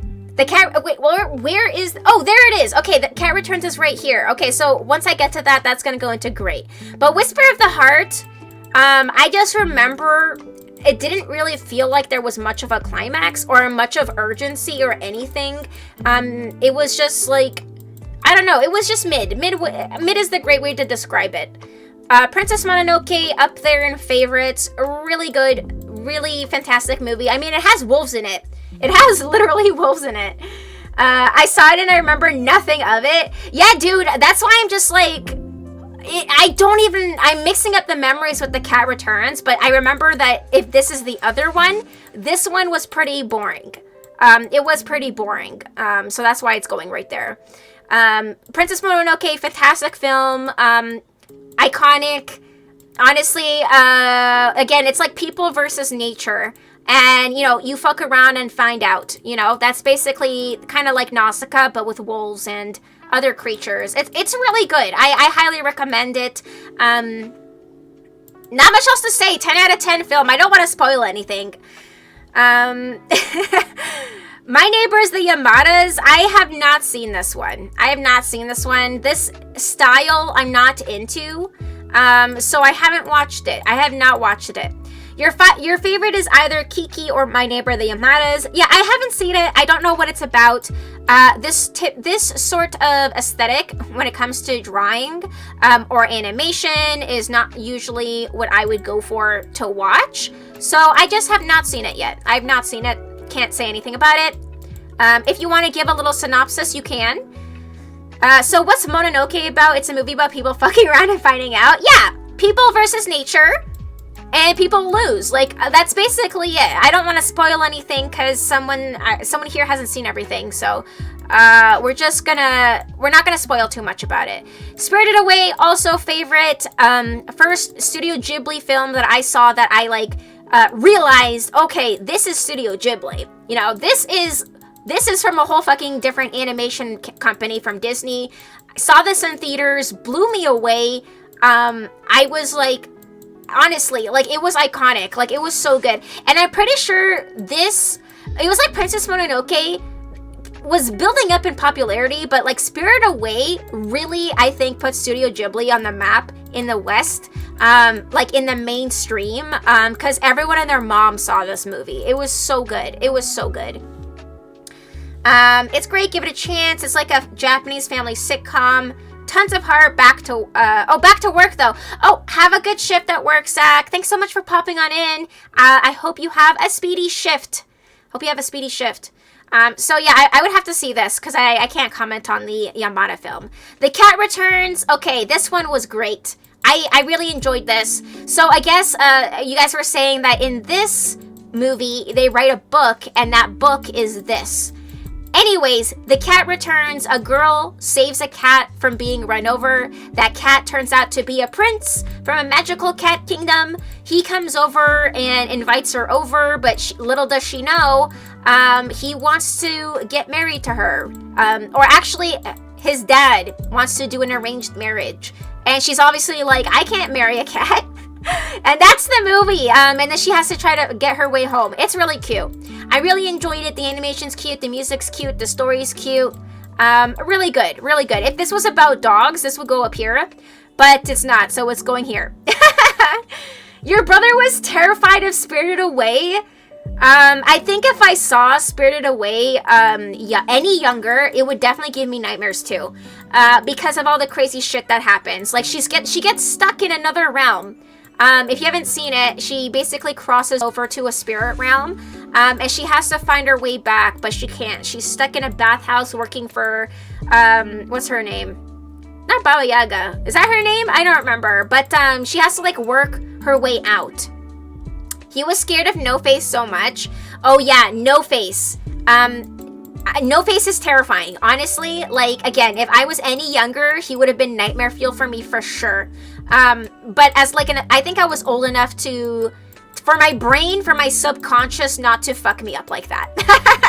Because when I was younger, I saw a lot of scary films that I shouldn't have.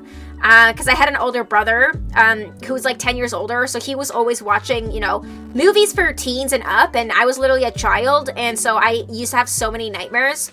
Howl's Moving Castle is my favorite movie. Like, overall, in the existence of every movie ever, Howl's Moving Castle is number one. It's such a good story.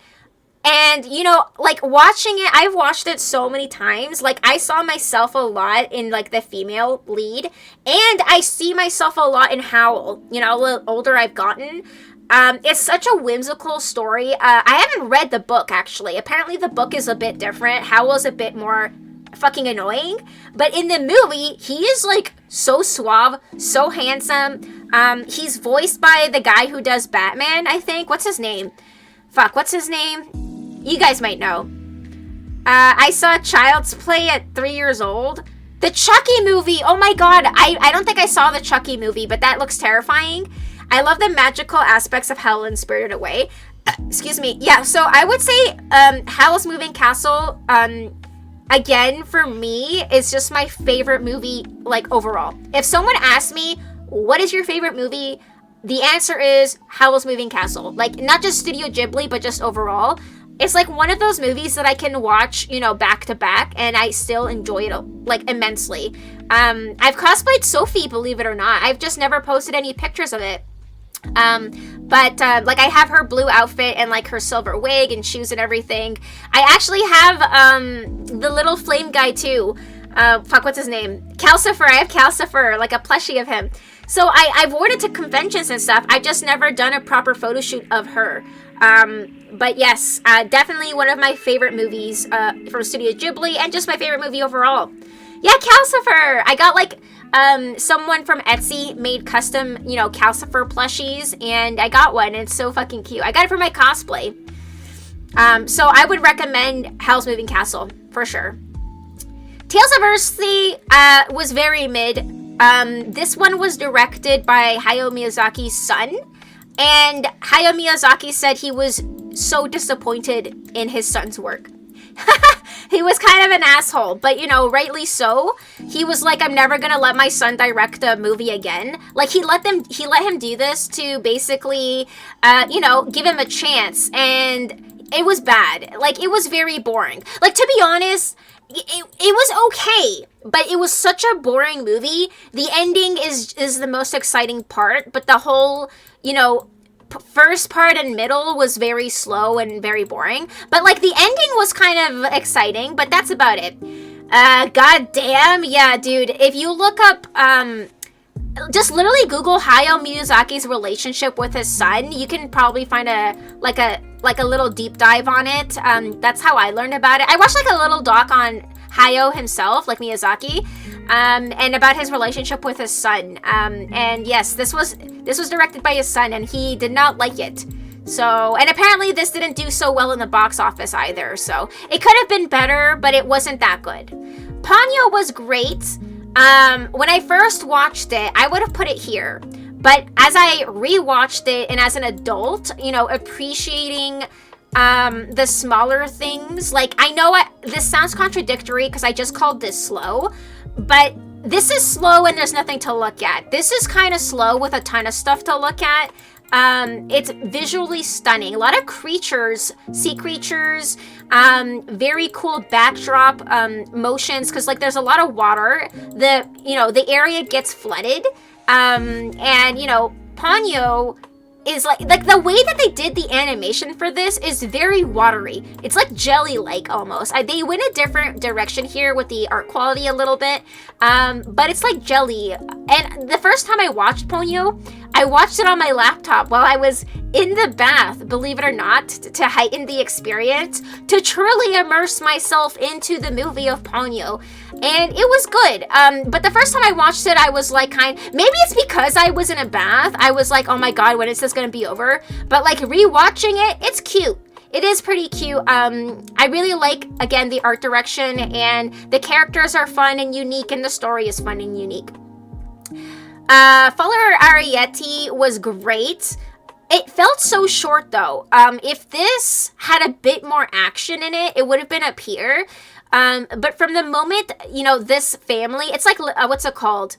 There's like a Western version of this story, or like a European version. It's like little people that are, they're tiny. They're like the size of mice, and the borrowers, okay, yes, the borrowers, I think that's what they're called. So they get introduced, and right after they get introduced, they basically get discovered by the humans. So there's not much we don't get to dive into their world that much. And I really wanted to see more of their world because it's so cute seeing how, Arietti decorates her bedroom, with leaves and flowers and herbs, and their house is so cute.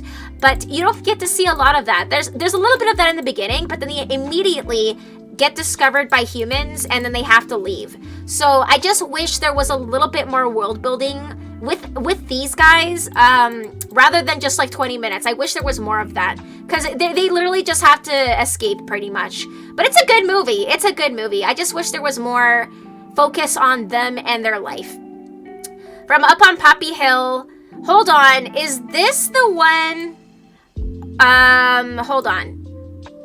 I'm confusing the one with the brother and sister. I need to Google this real quick. 1 second. I need to Google this because I don't want to say the wrong thing. I'm going to look up Ocean Wave synopsis first. Oh no, Ocean Waves was something else. Okay, it was a love triangle between him and two friends, but it was boring. Hold on. So it's still gonna be here. This is the one that had the spoiler I talked about. Okay, this one, he has a crush on her, his friend has a crush on her, and there's a love triangle. Very fucking boring movie, okay? Nothing happens. This is the one that has the brother-sister thing I was talking about. And also, that's why it's going down here. But both of these for me are boring, so that's why for me, they're a nap. Unfortunately, they're a nap. The fact that I mixed them up too says a lot. Let me pull this up. The Wind Rises was okay. But you might not like me for this. I'm gonna put this in mid because again, this has to do with airplanes. And I'm just not into airplanes, okay? Hayao Miyazaki fucking loves airplanes. He talks about how much he loves them as like a hobby. He grew up like reading magazines about, airplane models and shit, and like his family did something with airplanes growing up, so he's obsessed with it. But like, I'm not into war, and I'm not into airplanes. And also, spoiler, cover your ears for the next 5 seconds, okay? Here's a spoiler, okay? It's a sad movie, and she dies, okay? He gets engaged to this woman who has like cancer or something, and she literally dies within like a month. So it's a sad film. So it's a sad film with airplanes and war. So it's a bunch of stuff I don't like. The only reason I'm putting it in mid, rather than here, is from an objective viewpoint. I think someone here might enjoy this more than I will. But from an objective viewpoint, I feel like the majority of people won't like these. So it's just gonna go in mid for me. Okay, yeah, spoiler is over. So it's a beautiful film, okay? All of his films are beautiful, but the story is just not for me, okay? It's just boring and sad, and it's not for me.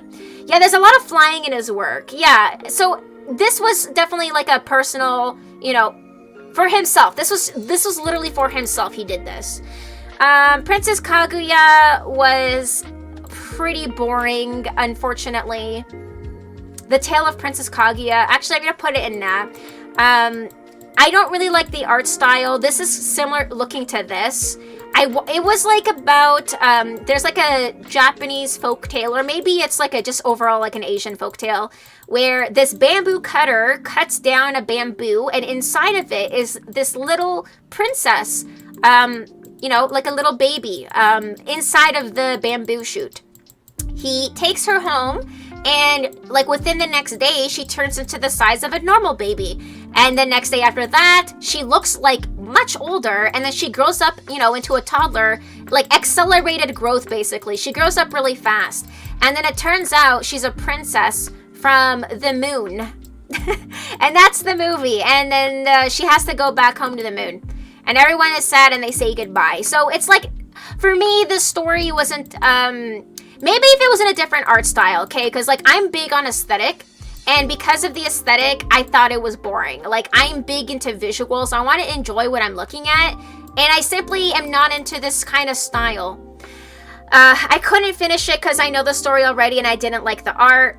Yeah, so, like, I know of the story, too. They've done a lot of things with the same story, you know, in a multitude of different things. So I knew the story, too. But the art style just didn't catch my attention. I know they wanted to do it so it looked like, you know, the ink style illustrations. You know, the traditional ink paintings? Like Asian, like Chinese, Japanese ink paintings. You probably know what I'm talking about. That was the inspo. I get it. I understand. For me, it's a no thank you. A moon princess. Yeah, she's a moon princess. So there's a sad ending. She has to go home and everyone's sad. And that's the movie. When Marnie was there, I would say it's in my favorites. This girl visits her, or she's like visiting extended family, like an aunt or uncle or something in the countryside, and she's like a troubled teen or something, whatever. She's like a loner, and then she bumps into this random girl on the beach who leads her to a really cool looking house on the coast, and there's like a secret that gets revealed. I don't want to spoil it. It's a cute story though. It's bittersweet, but it's not sad to the way that you're gonna be sobbing your eyes out, but you may shed a tear or two. It's really cute. I liked it a lot. It was short and sweet and to the point. It didn't feel like it dragged on. And just like a really unique story. I liked it. The Red Turtle. I don't know what this is. I've never seen this. Is this a short or something? The Red Turtle? This does not look familiar. I'm gonna Google this. The Red Turtle. Ghibli. Is this a short movie? The Red Turtle has no dialogue. I think this is a short. Oh, it's an international co-production between Studio Ghibli and French companies. Oh, I think this is a whole ass movie.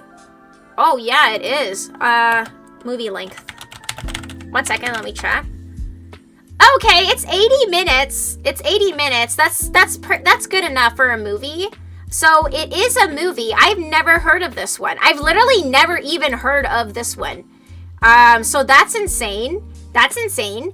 I think it's a short film. I mean, 80 minutes, it's still over an hour, so it's kind of like average, but that's interesting. I didn't even know this existed. Like, I knew of this one, but I never even heard of this one.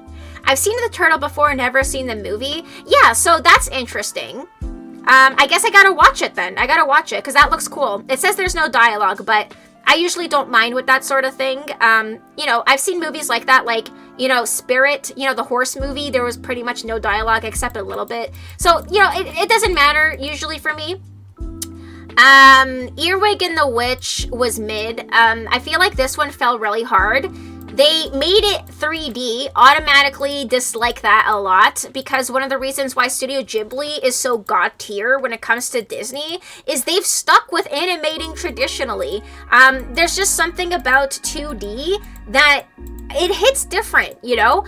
So automatically it loses style points because it's 3D. I'm just simply not a fan of 3D. And the story felt very rushed. It was very, very, very rushed. If you've seen it, you'll know what I mean. And it just felt a little bit all over the place. It felt rushed and all over the place. Didn't like the style. I think there was a different director to this. It wasn't Hayao, it was someone else. So I was just not a fan. I was just not a fan. And The Boy and the Heron I have not seen. So here is my final ranking for all the Studio Ghibli movies. Hi Crispy, welcome on in. How are you? Yeah, we're doing a Ghibli tier list now, and I just finished it. So here's what it turned out like. If it doesn't have dialogue that speaks well of the visual story. Wait, if it doesn't have dialogue that speaks well of the visual storytelling. Hold on. I'm not sure what you mean, Fidos. Wait, wasn't that one also directed by the son? This one? Well, no wonder it sucked ass. Dude, it was bad. It was really bad. Don't even bother watching it. Also, there's also another movie that's not on here that has like a witch. But it's not here. And she has red hair and pigtails. Not like this, though. And it's not here. Was that not by Studio Ghibli? God damn. Yeah, we're all just dragging Hayao Miyazaki's son in the dirt. Both this and this is directed by him, and they both suck ass. I'm sorry. This one was all over the place. I need to Google the one I'm thinking of. Because there was another movie. I thought it was by Studio Ghibli. One second.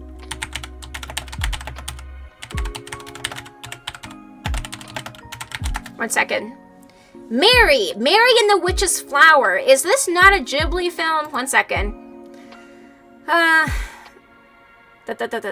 Studio Ponok. Okay, so I'm gonna hold on, because this is better than the other one that I just talked about. Here, you guys go. Do yourselves a favor and watch this movie instead of Earwig and the Witch. It's cute, visually stunning. I wish it could have been longer because I felt kind of rushed too, but it is better. But how's it going, Crispy? How has your week been? How's your weekend? I think I'm going to take a 5-minute break here to grab a snack, stretch. So let me grab my timer. 5 minutes.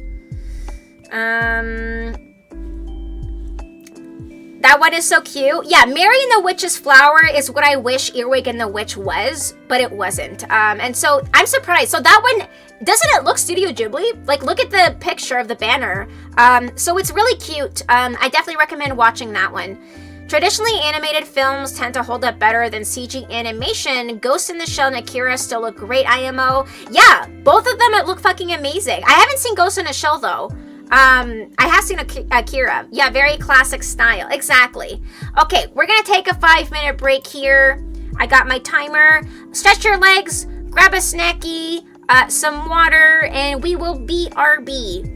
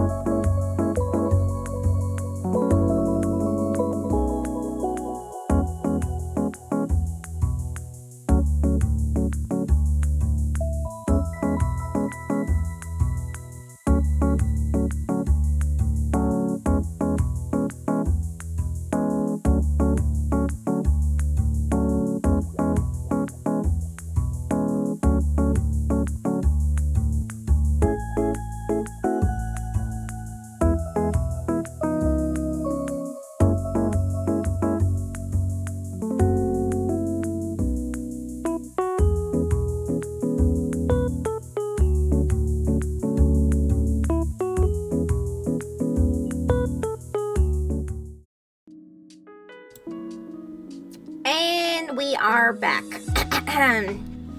Oh, I forgot to answer. You're doing good. Your arms are toasted because you went to the gym. Nice. It's an arm day today. Crispy. Excuse me. Sorry. I just had a snack. My bad. My bad.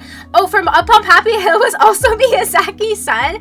Damn. I'm sorry, but that movie was kind of fucked. Like, I don't want to say any spoilers again, but like, I'm really like, what is with the brother-sister thing in Japan? The fact that there's like a whole movie about that sort of thing, it was weird. I didn't like it. It was a boring story also overall. And then it was just extra weird. It was extra weird by the end of it. So, definitely didn't like it. Definitely did not like it. Hayao Miyazaki's son should just, not, you know?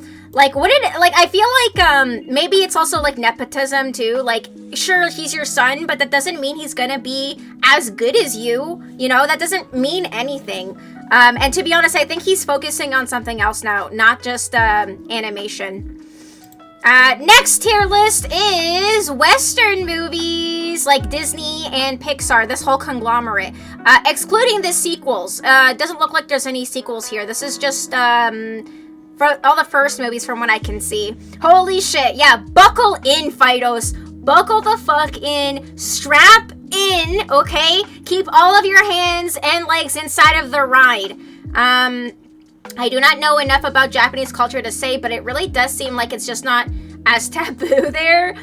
No spoilers again for Up on Poppy Hill, but it's just a boring story, and the twist is just not twisting the way it should be twisting, you know?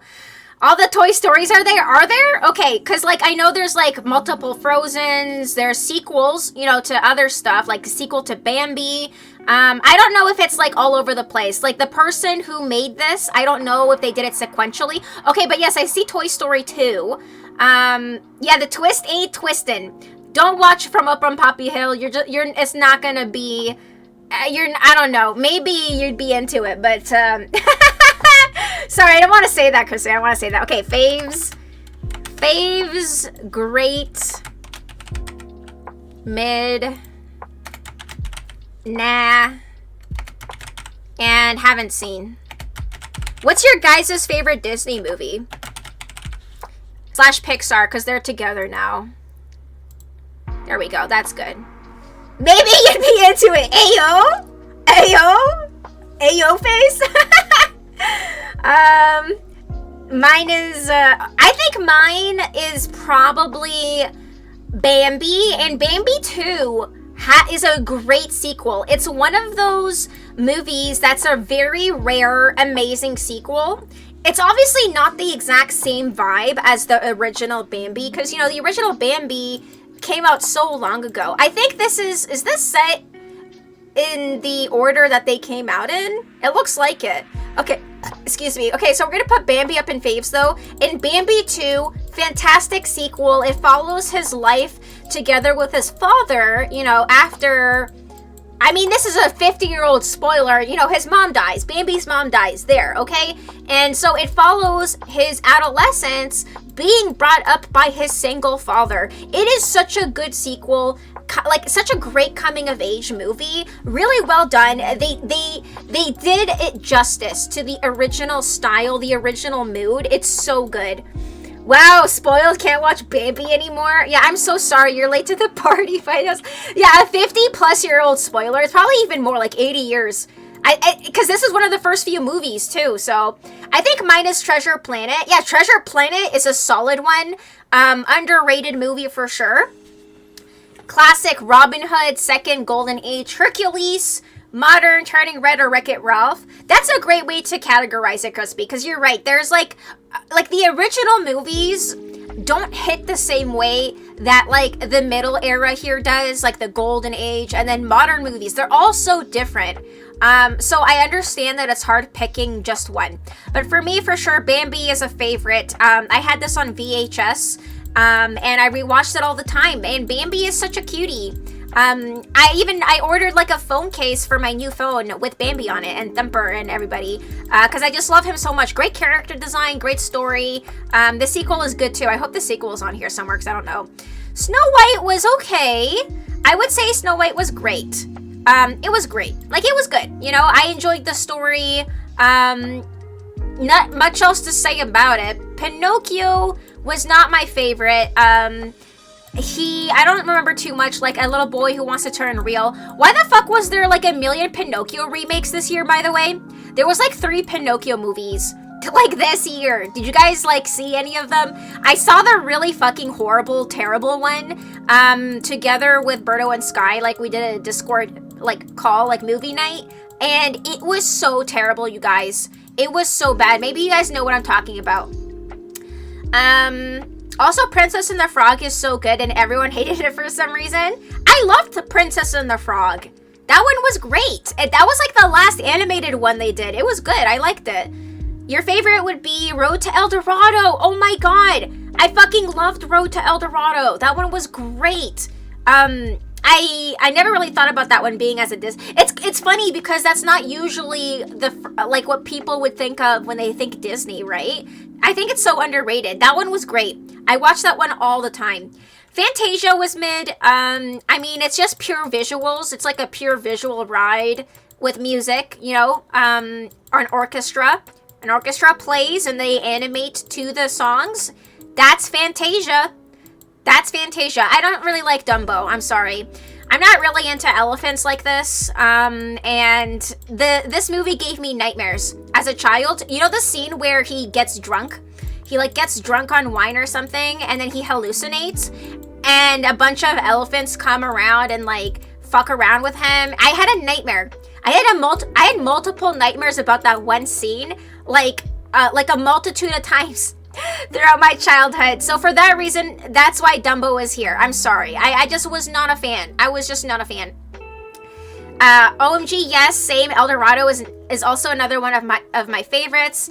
And Stitch. I think those 3 are mine. Road to El Dorado, Stitch, and Treasure Planet.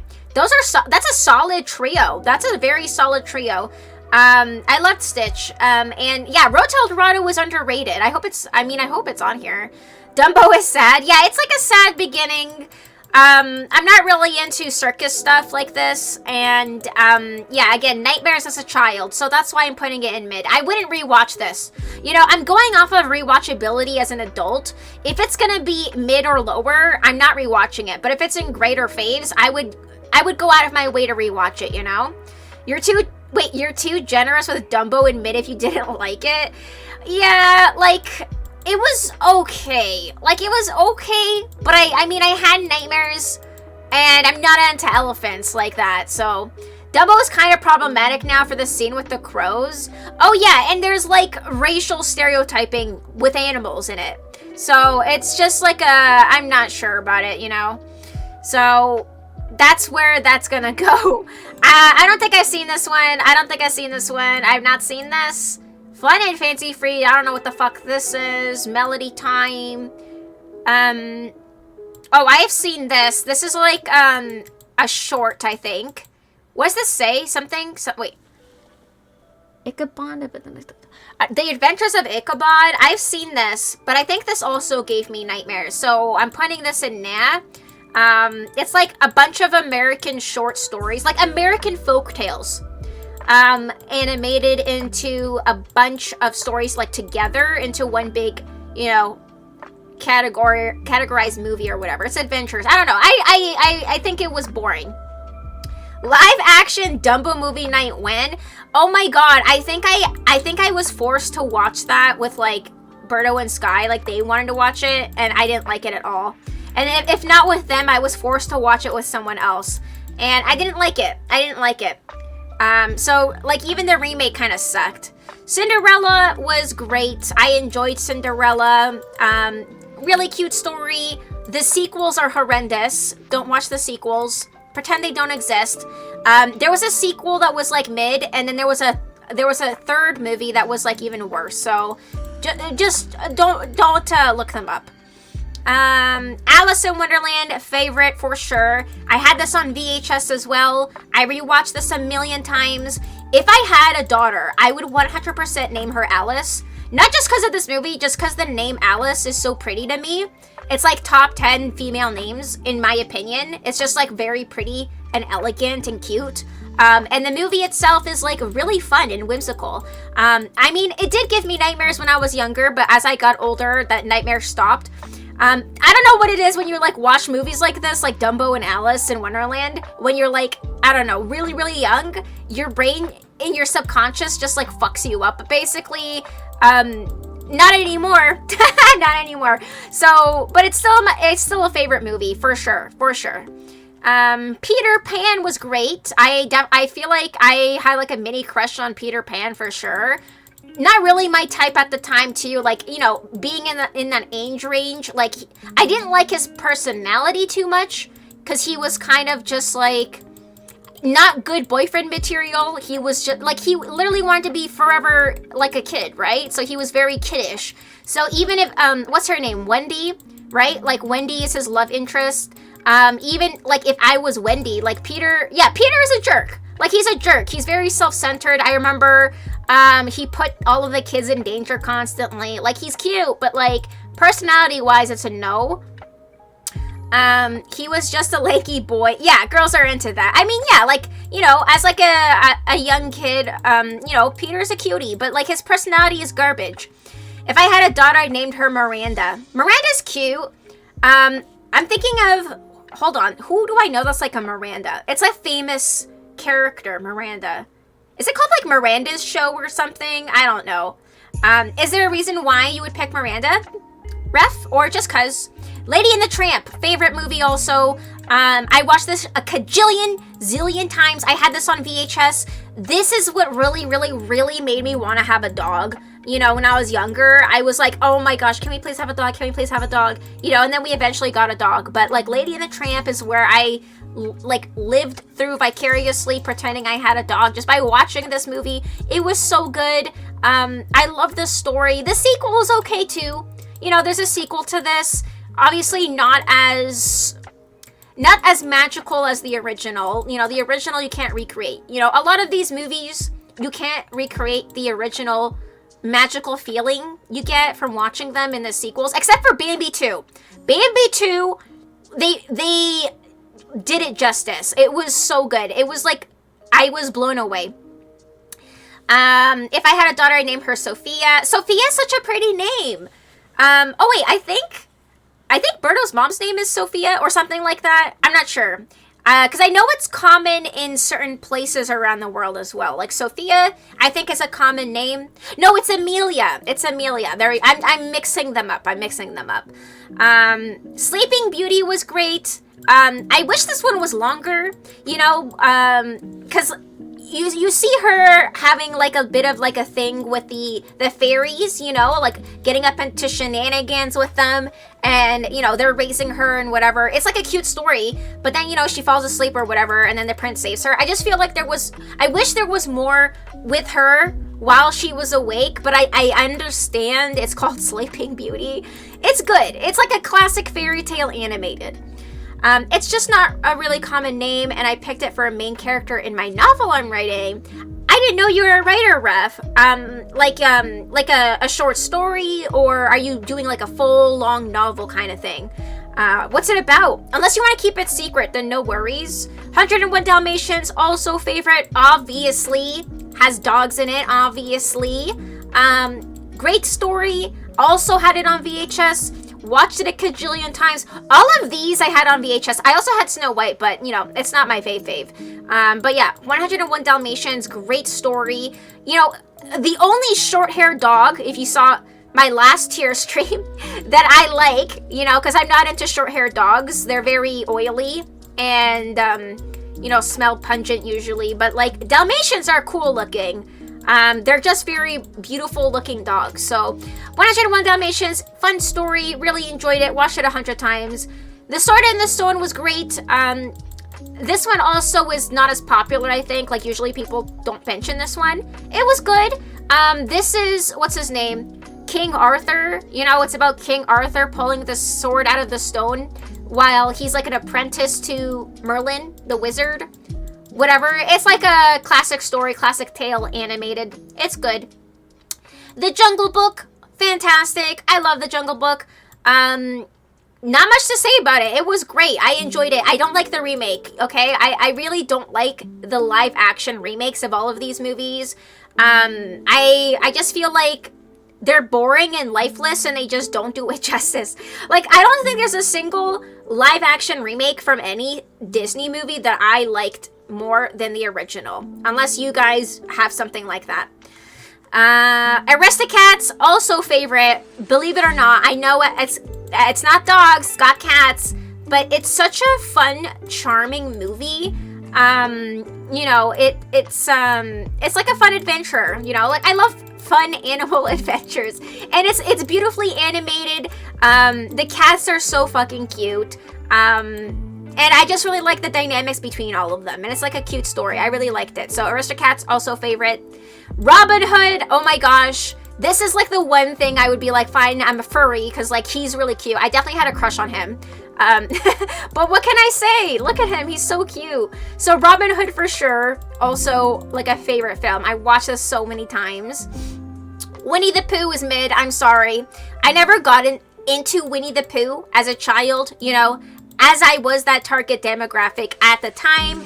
Even when I was literally, you know, a child, I was like, Winnie the Pooh was boring. I'm not into Winnie the Pooh. I'm sorry. So you are a furry, pointing finger. If I have to be a furry to have a crush on the fox Robin Hood, then so be it. So be it. The Rescuers was, I would say, okay, this is tough.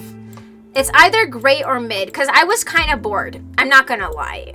It was kind of entertaining. It was kind of boring. I feel like when I was younger, I thought it was more entertaining. As an adult, I don't know.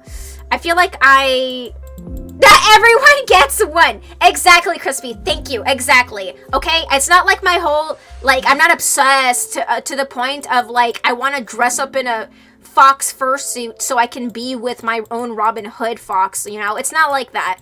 I can just, you know, recognize a handsome fox man when I see one. Okay? Okay? The Rescuers, I don't know. I have to think about this one. Have you guys seen this? The Rescuers. There was a bunch of other mouse movies during this era. I don't know what it is. So many animation studios made movies with mice, but it wasn't Disney. I think it was like other movies. Fuck. Like there was mice that went to the West, you know, Western mice. Like, this sounds crazy if I don't know the name of these films, but maybe if I Google it. Western mouse movie. It's gonna come up. Let's see here. An American Tail, Fievel Goes West. You guys have definitely seen this. For sure. I'm not gonna pull it up, but if that sounds familiar, that's what that's from. And there was a bunch of other ones also from the same thing. Let me see here. Sequels. It's either from the same creator or it was sequels. Okay, An American Tail, The Treasure of Manhattan Island, and The Mystery of the Night Monster. I feel like I've seen all of them, but unfortunately, I don't think any of them are related to... none of them are Disney. They're just like a different kind of animation studio from what I can see. Yeah, no, they're a different studio, but those were good. And yeah, I don't know why there was so many, I don't know why there was so many mouse movies, but I think this was mid in comparison. So I'm gonna put this over here. Yeah, Fievel Goes West, good movie. Yeah, they were fantastic. I feel like this one, I wasn't as invested. Oh my gosh, The Fox and the Hound, favorite, for sure. I had this on VHS as well. It's got a sad ending, but the whole movie is fantastic up until like the last 5 minutes, okay? The last 5 minutes is really sad and heartbreaking, but the whole entire movie is wonderful otherwise. It's got a cute story, you know, set in the countryside. This old woman takes in a little baby fox and raises him, and her asshole neighbor has a hound puppy, and they become friends, and it's so cute. Gonna go get some food and get ready for my flight later, guys. Bye, Ref. Have a safe flight. Enjoy your noms. I hope you make it safely. Thanks so much for hanging out with us. See you in the next one. Bye-bye, Ref. I remember talking about this here before. The fact that there was tons of mice movies in the 80s, 90s. Maybe. I don't know when we would have brought that up, but to be honest, I go on tangents all the time. So possibly I could see that. Like, look, The Great Mouse Detective. I'm sorry, this one was mid. I think the other movies I talked about, like the one that goes west. Oh, there was one where she has like a pendant and it glows red, and there's a bunch of rats too.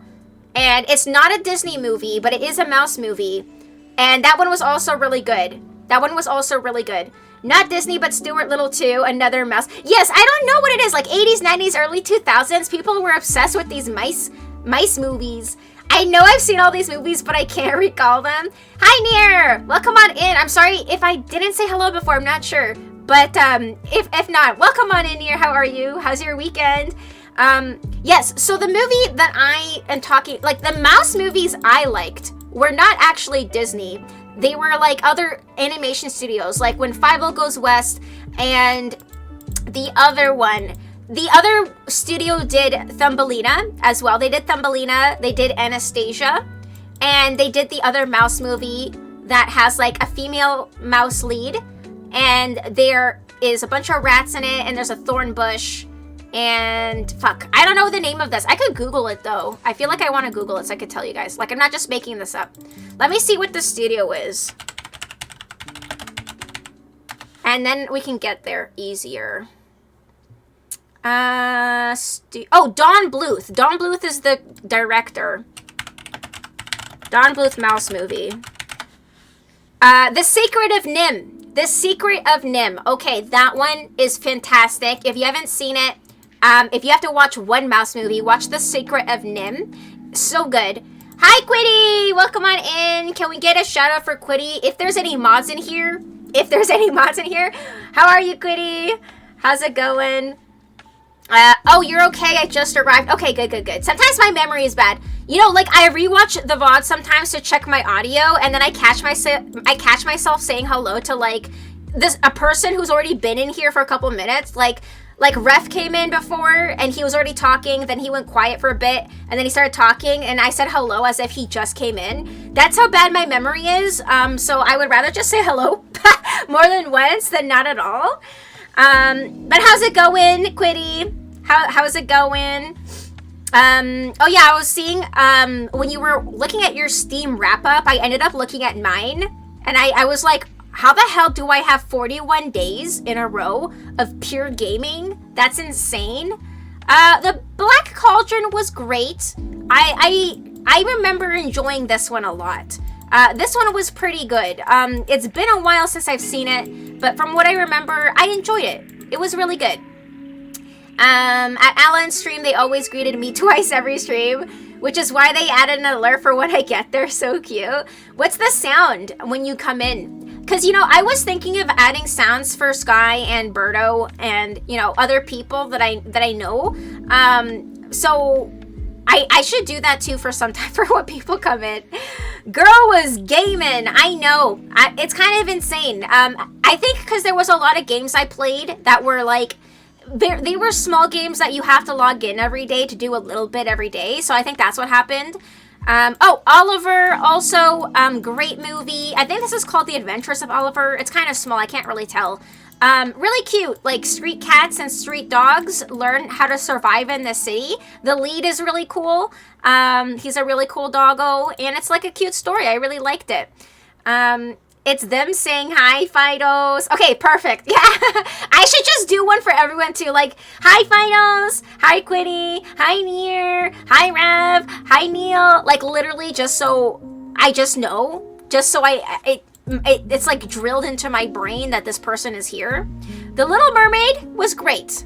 Also, the sequel's not as great. So, unfortunately, I don't know why they kept doing this. Before they started doing live actions, they started doing tons of live sequels to these movies. Imagine live action sequels. Fuck, that would be dumpster fire. Down Under. I don't think I've seen this. What does this say? Just Down Under? I have not seen this. This child does not look familiar to me. Have you guys seen this? Down Under? I have not seen that. Beauty and the Beast, also I would say favorite, really good. I don't think I think I saw the live action again. It was like with Birdo and Sky. I didn't like it. I don't like the live actions. They kind of suck ass. Never seen it. Nope. Yeah, this one does not look familiar to me. I don't think I've seen this. Are there Little Mermaid sequels too? There are, Fidos, and they're just not good. I'm sorry. There's 2 or 3. It's like one is with her daughter, and her daughter wants to be a mermaid, obviously. Like, this movie's about her wanting to be with people. You know, she marries the prince, and then they have a daughter, and then the daughter finds out she's a mermaid and wants to go back to the ocean. A tale as old as time. Then I've probably seen them, just don't remember. It was bad. It was bad. Oh, Aladdin was fantastic. I loved Aladdin. I think Aladdin has a sequel too, no? Or am I wrong? Am I tripping? I don't think I've seen the sequel to this one, though. The Lion King, also favorite. I was obsessed with The Lion King. Yeah, it does. Okay, I don't think I've seen the sequel to Aladdin too. It has 3 movies. That's like too many. I feel like 1 is enough. All of these, again, I feel like 1 is enough as a standalone. Oh my god, Pocahontas. Don't get me started on the sequel from Pocahontas. Like, I know I keep saying that all of these are dumpster fires, but the sequel to Pocahontas is atrocious. It's atrocious. Don't even bother watching it. One with his dad and one where Jafar returns or something. I feel like they're so unnecessary, you know? Like, there's no point in there constantly being so many sequels. Like, these movies are fine as standalones. You know, they wrap up and they're done. You know, you don't need a sequel. Hunchback of Notre Dame was great, but this one also has a sequel. I don't think I've seen it. I have to see the thumbnail to remember. But the original Hunchback of Notre Dame was great. It was fantastic. I fell asleep watching Pocahontas too. I just remember feeling sick watching Pocahontas too. I was like, this isn't Pocahontas. She goes to Europe or whatever with, what's his fucking name? It's like the whitest name, John. She goes with John back to Europe and assimilates into his Caucasian culture. And it's depressing as shit. And I'm pretty sure her dad dies and she finds out, like, from like a secondary source, and it's depressing as shit. And I think they separate. At the end, she like divorces him or something because she's like, this isn't me. And I think that's it. It's like such a depressing movie. Like, literally, she's depressed as shit, and I'm pretty sure a family member dies, and then she goes back home and they divorce. Like, that's fucking Pocahontas too. Okay? John should have assimilated into her culture. I'm sorry. Like, she doesn't need the fucking plague and pollution to deal with. She was fine where she was. John. Yeah, John is such a white-ass name. Yeah, not the John. I know. It's so Caucasian. Hercules, great. I fucking loved Hercules. Classic. So good. I don't think it has a sequel. Thank the fucking Lord. Mulan, favorite for sure. I fucking loved Mulan. The sequel was okay. Not as good as the first, obviously. But it's all right. It's all right. Tarzan, favorite too. I fucking love Tarzan. Great soundtrack. You know, there's always the joke about how they asked the writer to write like a track, you know, about like some guy living with gorillas, and then he goes fucking hard as shit. Like, who's the songwriter for Tarzan? He's really famous, but the soundtrack for Tarzan slaps. It's so fucking good. And such a good story too. And I don't know if they have a sequel, but they had an animated series actually with Tarzan, and it made sense. It was just like an adventure, you know, their daily lives, and it was just like an animated series. Yeah, Phil Collins, the legend. So I love the memes when they ask Phil Collins to write a track for Tarzan, and he goes so fucking hard, as he should. Fantasia, mid. This is a remake of this. Basically, they upgraded it. Same thing, just pure visuals with music. As a movie, it's boring, but as like maybe you play this in the background while you do chores, fine. But like as a movie, no. Oh, this dinosaur movie was fun. This dinosaur movie. Do you guys remember this one? I guess this is like fallen to the wayside of time, but I love this movie. This one was great. Dude also writes them for the translations, like in Spanish, French, etc. Wow, but does that mean he's like bilingual then? Because like you have to be, you know, a native speaker to make it make sense. I hated dinosaurs because your little brother. Wait, why? What did your little brother do? Oh, he's multilingual. No fucking way. Multi-talented dude. That's impressive. Okay, Emperor's New Groove. Great. I love this movie. This also had an animated show on Disney, and it was fun. It was just like his everyday life going to school.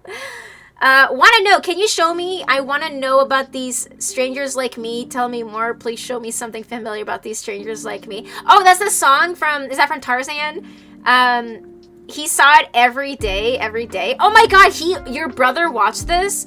Well, just be glad you didn't have a little sister who watched Frozen every day. Which one do you think would be more annoying? Because at least this isn't a musical. Emperor's New Groove was so good. It is. It's fantastic. I loved it. It was fun. It was different. I probably have seen dinosaurs more times than you've watched all of these movies combined. I'm so sorry. Why did you have to be in the room with him? Why couldn't your parents be in the room with him? Oh my god, Atlantis, favorite for sure. I loved Atlantis. Underrated. This sequel I think was okay, but obviously not as good as the original. Again, such a unique concept and such a cool art style. It was like a different art style that they went with this. Cause it's in the living room? Oh god, I would have just fucking went outside and touched grass. Like, if I had to watch the same movie every day, I would go insane.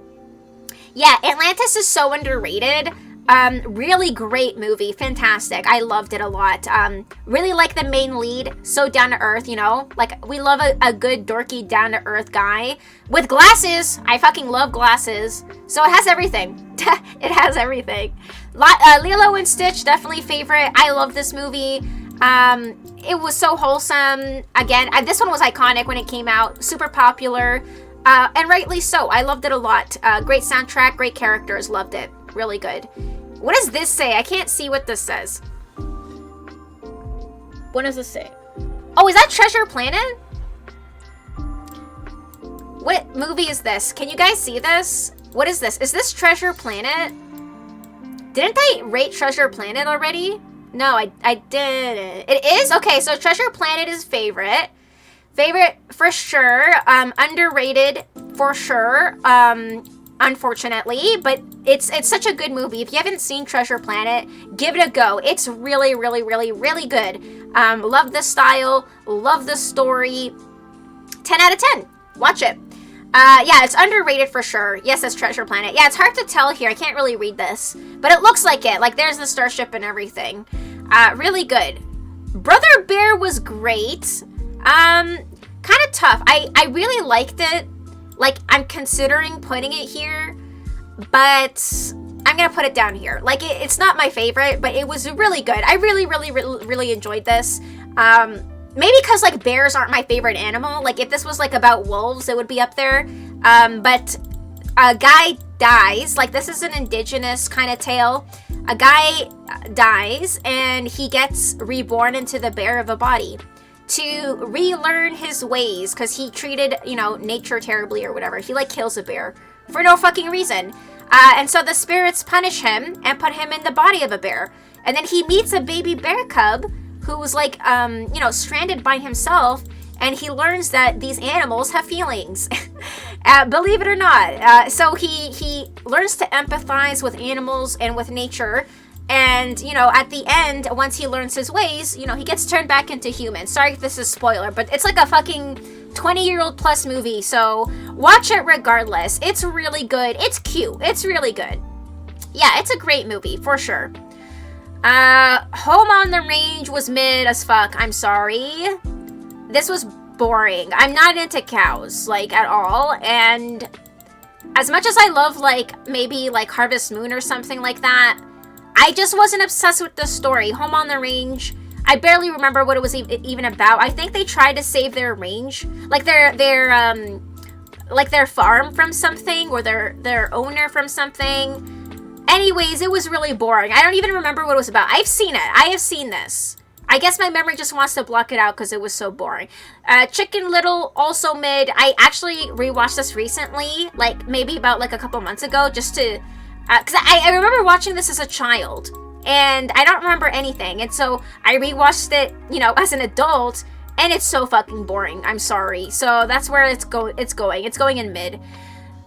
Meet the Robinsons. I'm not into superhero stuff like this. So it's going in mid. I'm sorry. I feel like if I was into superheroes, it would be great. But because, like, it's my opinion, it's going in mid. Bolt was mid. I can't believe I'm saying this because obviously the dog is a lead. But I wasn't that invested in the story. This white German Shepherd dog is an actor, you know? And he believes that his role is his real life because he's just a dog, right? So he thinks that, you know, he has superpowers and shit. He thinks that his actor owner is his owner. And then they get separated and he goes on an adventure to, like, find her or whatever.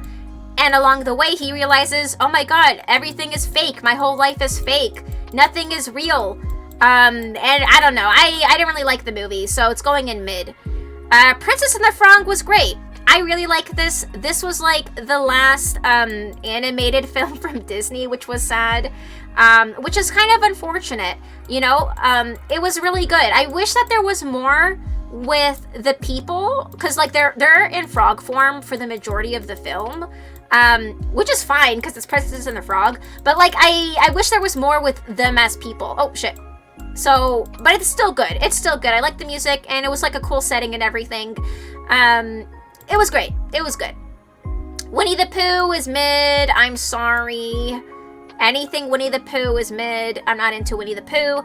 Tangled was also a favorite. I feel like Tangled was more entertaining than Frozen, but I don't think this did amazing in the box office, but then when Frozen came out, Frozen did even better.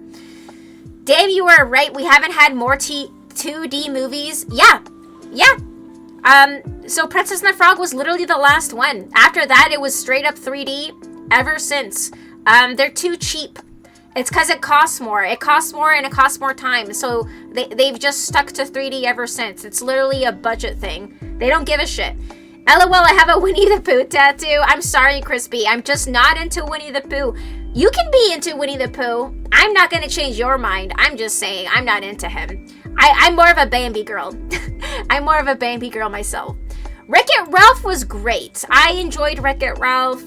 There's a sequel to this where I didn't enjoy it as much. I didn't enjoy the sequel as much, but Wreck-It Ralph when it came out was like a phenomenon, because you remember they got like the rights to a multitude of different like intellectual properties so that certain characters could have a cameo for like 5 seconds. Do you guys remember that?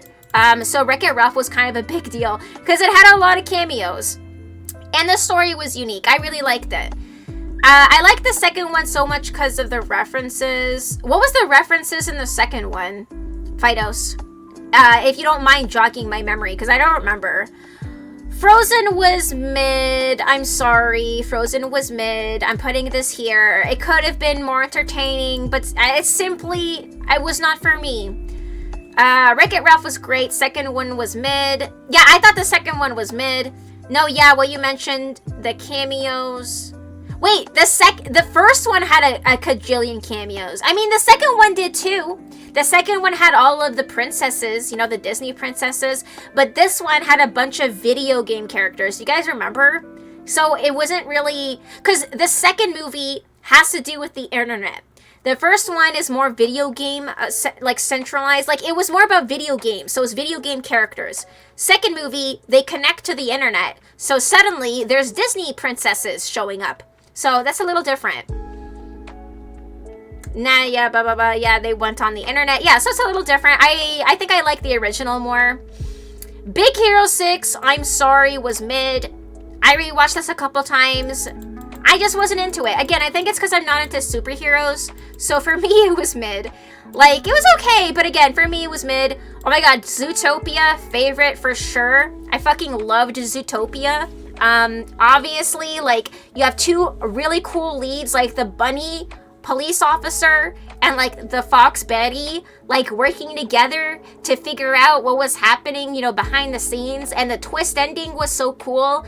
It was just such a good film. I really, really enjoyed Zootopia. Zootopia top tier. Yeah, like, you know, they say you get one. Okay, sure, Robin Hood, but this guy's also a fox, so it's like 2 for 1. Okay, he's cute. He's cute. Definitely really cute movie. I liked it a lot. I would cosplay her, actually. You know, like, do a human version, obviously. Like, do a silver wig and her ears in the uniform, because it's like a really cute design. But yeah, I really like this film. And as for the foxes, foxes are canines too. Foxes are canines too. And there's just a lack of wolf movies. Like, the only wolf movies I can think of is Balto, but I don't think that's even Disney. That's something else. Moana was mid. I'm sorry. Moana was mid. Like, I feel like that barely anything happened. Like, the setting is cool. The characters are cool. The songs I wasn't that crazy about. And it felt like there was just not a lot happening. So it's going into mid for me. You haven't seen Moana yet. You can watch it, but like it just doesn't feel like anything happened. You know, there's like they're going on an adventure to the ocean to solve a problem, right? But in between the beginning and end, there's not a whole lot of stuff going on in the middle. So I don't know. And then I wasn't a fan of the songs. The wolf death in the new Puss in Boots was super good. Yes, holy crap, I was like blown away. I watched that movie twice. I watched it with a friend, and then like a week later, I went over to literally like Birdo and Skies like the week after, and I was like, you guys have to see this because it just came out, but it was already online. Like, we watched it online, and I watched it literally for Death. You know, Death the Wolf. He was so fucking cool. Oh my fucking god, like, coolest wolf character ever. Like, he carried that movie. It was so good. It was so good. I love everything about that film. Wreck-It Ralph 2 was mid. I'm sorry. Frozen 2 was mid. I would just put it here. Encanto, I'm sorry, was mid. I don't know what it is about these stories, but they're so mid. Raya was fucking mid. Stranger World was mid. Like, they really fucking fell off around here. I don't know what it is, but like, I don't have an urge to rewatch any of these movies. Like, I saw all of them, and I'm just not into any of them. They were not that great. What does this one say? Can you guys see what this one says? Oh, Wish! Wait a minute. I need to make sure I can check what movie this is that I'm thinking of. Is this the new one? Oh, I haven't seen this one. I heard it was bad, though. Yeah, this is the new one.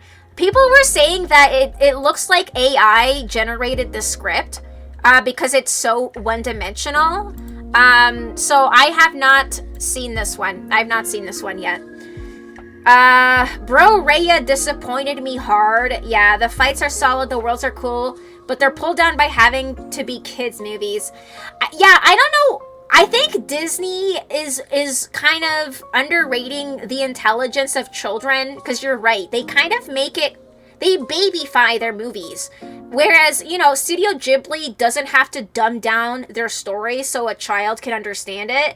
But in Disney, they really fucking dumb it down. Like, it could have been so much more dimensional, but it's not. And I feel like that's why a lot of these movies are just boring. Never heard of it. Yes, yeah, so Wish is brand new. This came out this year. And there's a lot of controversy surrounding it because of the story. And people are saying they use, like, AI just to generate a script because it's just so bad. I haven't seen it. I can't comment on it. So I've just seen what other people have said, you know? Like, the other are also kids movies, the older ones, but they are enjoyable by adults. Yeah, I feel like 100 years ago, adults treated children differently. And now, there's like a dumbification / you know, safeification to make things super extra safe, you know, for kids. You know, even in playgrounds. Playgrounds used to be different to what they are now. And it's everything for children. But, like, you know, Bambi is fucking fantastic, but compare Bambi to something else. Like, I don't know, it's different in their delivery. If it's a different generation. It's a whole different generation, and I feel like the current generation of adults views children differently.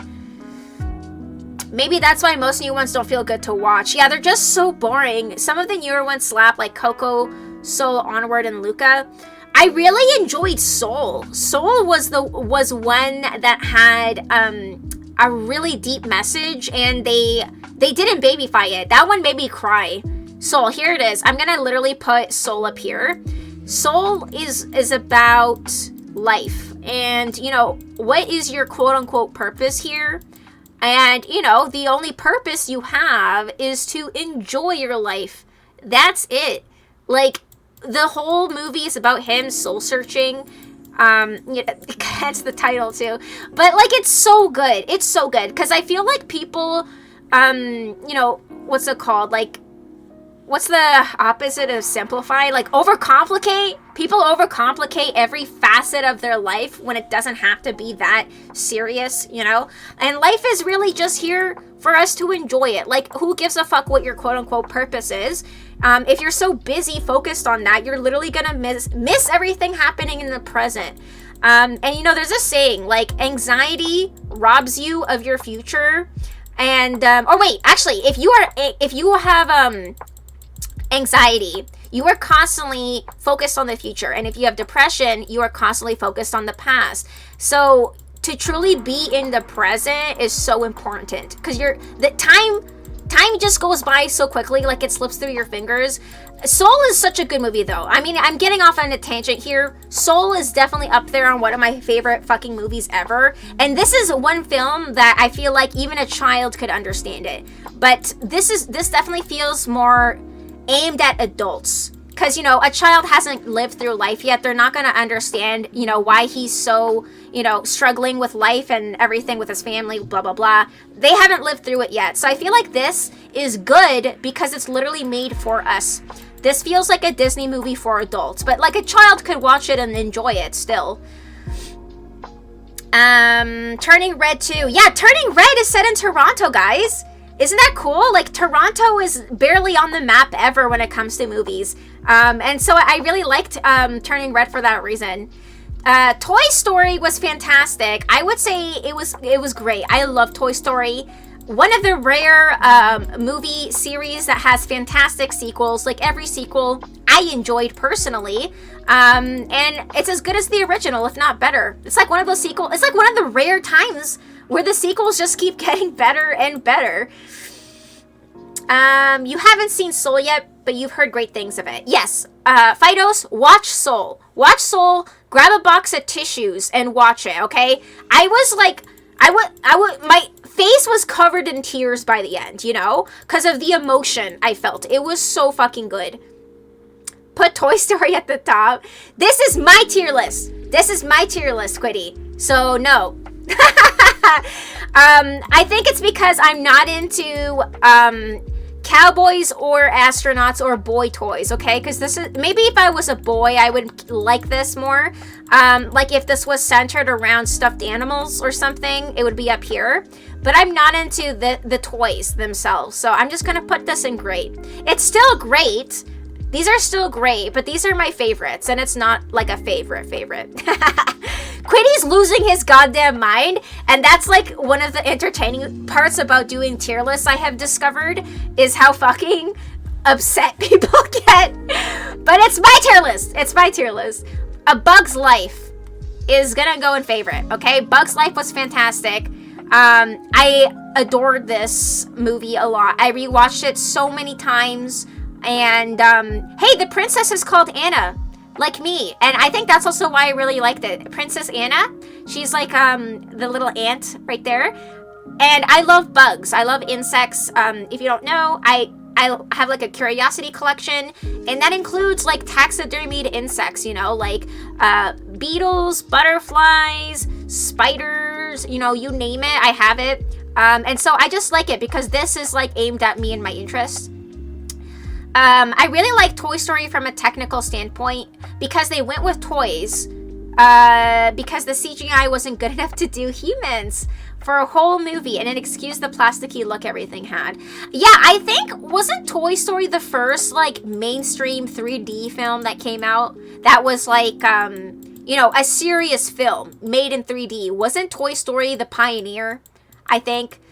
Excuse me. And also, interesting story. Apparently, someone at the office deleted all of the files to this film, and one woman who was like on maternity leave had a copy of everything at home.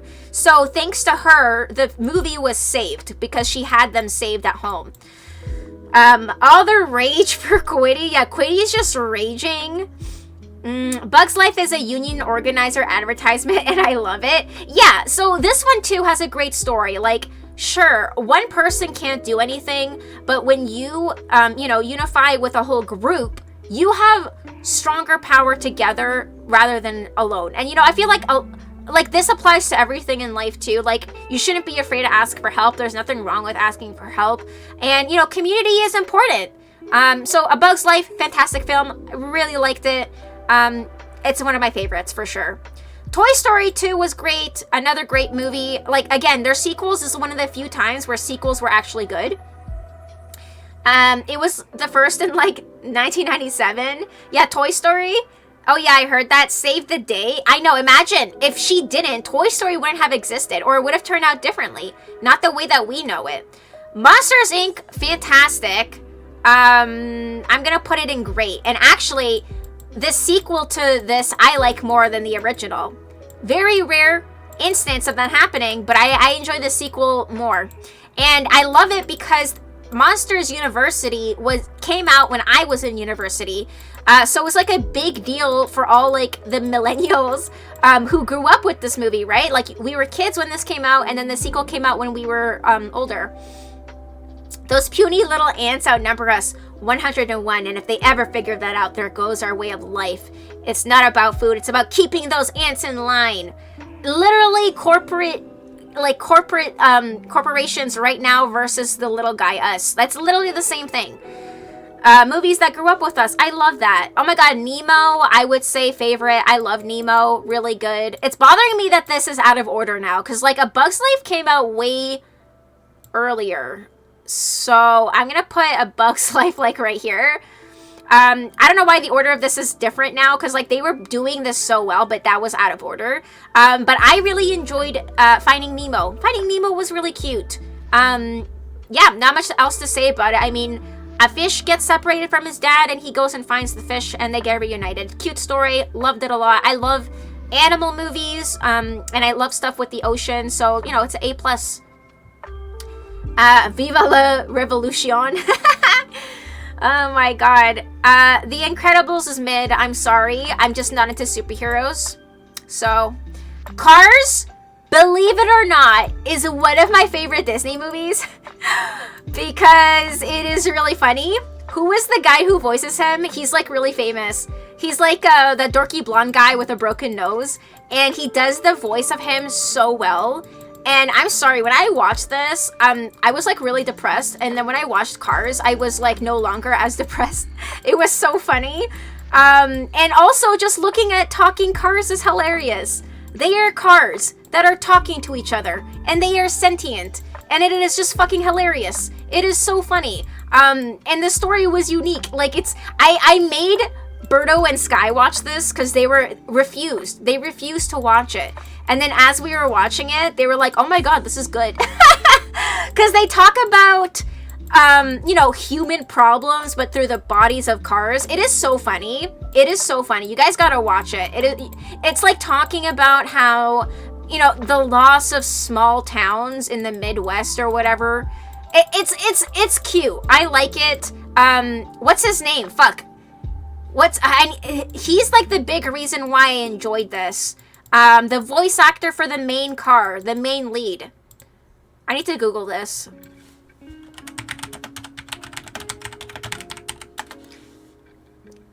Owen Wilson. Owen Wilson is the voice actor, okay? And so that plays a big role in why I like this movie. He's one of my favorite comedians, he's a great actor. He's like in a lot of funny movies. So the fact that he voiced this car, I watched this basically just like, I felt like I was watching Owen Wilson as a car, basically. I didn't really see Lightning McQueen, the car. I saw Owen Wilson, the car. So that played a big role. That played a big role. Anyway, Cars is great. One of my favorites. Ratatouille, I would say is great. Ratatouille was great. Not my favorite, but it's great. I'm not into rats like that, or like, I guess he's a rat, right? Ratatouille. It was good. It was good. A rat wants to be a chef, and he becomes one. That's the movie. That's the movie. Yeah, a little rat. WALL-E was mid. I'm sorry. I got bored.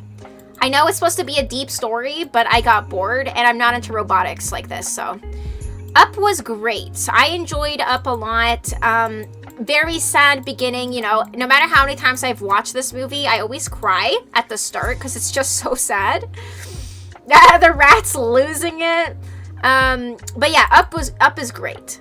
Toy Story 3 also was great. All of the Toy Story movies were great. I enjoyed all of them. The third one too was like a great twist.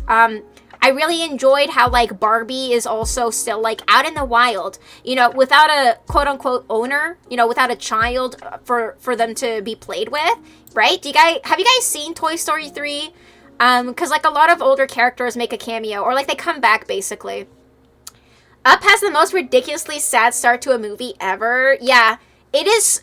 It's fucking sad, but you know, I like how they showed how they had a nice, long, loving life. You know, it wasn't just bittersweet. Like, it was like he had a great life. Cars 2, the best, what's it called? What is it, James Bond? What is James Bond? A spy? Cars 2, best spy movie I have ever seen. No notes. No notes. Cars 2, best spy movie. It's a favorite for sure. Yeah, spy themed. Yeah, you saw it when it came out. Was at uni too, so it feels like they grew up with me too. Yeah, it was good. It was good. Yeah, spy themed. I'm not even exaggerating. I'm not even trying to be funny. I've been honest this whole time. Okay? I've been honest this whole time. Cars and Cars 2, really great movies. And I'm saying this as someone who doesn't even care about cars. I don't even drive, okay? But Owen Wilson does a fantastic job as Lightning McQueen, and the stories are just funny. I know they're not supposed to be comedies, but you know how funny it is to see a bunch of cars sipping oil at a restaurant as if it's wine? It is hilarious. Just give it a go. Like, maybe just drink some wine or have an edible or something. Don't watch these sober, and you'll have a good time. It's just funny. It is just funny, okay? Like, they're cars doing people things. Like, I'm sorry, but that cracks me up, okay? It's good. Brave was fantastic. I liked Brave. I wish there was more. Like, I feel like this one was a little short. I thought you were gonna tell us to have a go at gasoline? No way! To tell you guys to go kill yourselves? Jesus Christ. Just don't be sober. Well, I watched these sober. But I was like in a really deep depressive episode, and I felt like these movies showed me a light, to be honest. Like, because they were so silly and so, like, dumb in a silly way where, again, they're cars doing people things, like sleeping in a house, drinking juice, eating food, traveling around the world. Other vehicles play different roles as animals or pets and stuff. It's just weird. It's funny. I love it. It was great. I tab out for 2 seconds and I come back to kill yourself. What happened? Well, Finals apparently thought I told you guys to drink gasoline. No, I said that watch Cars and Cars 2, okay? They're great. They're fantastic. Yeah, no. I mean, I watch them sober, but I'm saying if you're skeptical, just don't be sober and watch them, you know? Okay, this favorite, I loved Monsters University more than the original movie. And that's like the only sequel that I think I like more than the original. So that's saying a lot. That is high praise. If you haven't seen this, give it a go. It's really good. I enjoyed it. Fantastic. I loved the direction that it went in. Them sleeping in a cone-shaped house is one of the great parts of the movie. Yes, because you know how, like, there is, like, a stereotype how, like, in the desert or, like, the south of America, they did gigantic teepee-shaped casinos, I think. Or, like, what's it called? Motels? Like, literally based off of that. And so I think that's the joke. I think the joke is the cone shape is mimicking the originals, you know? I think that's the joke, and that's what makes it even funnier. So definitely watch Cars and Cars 2, okay?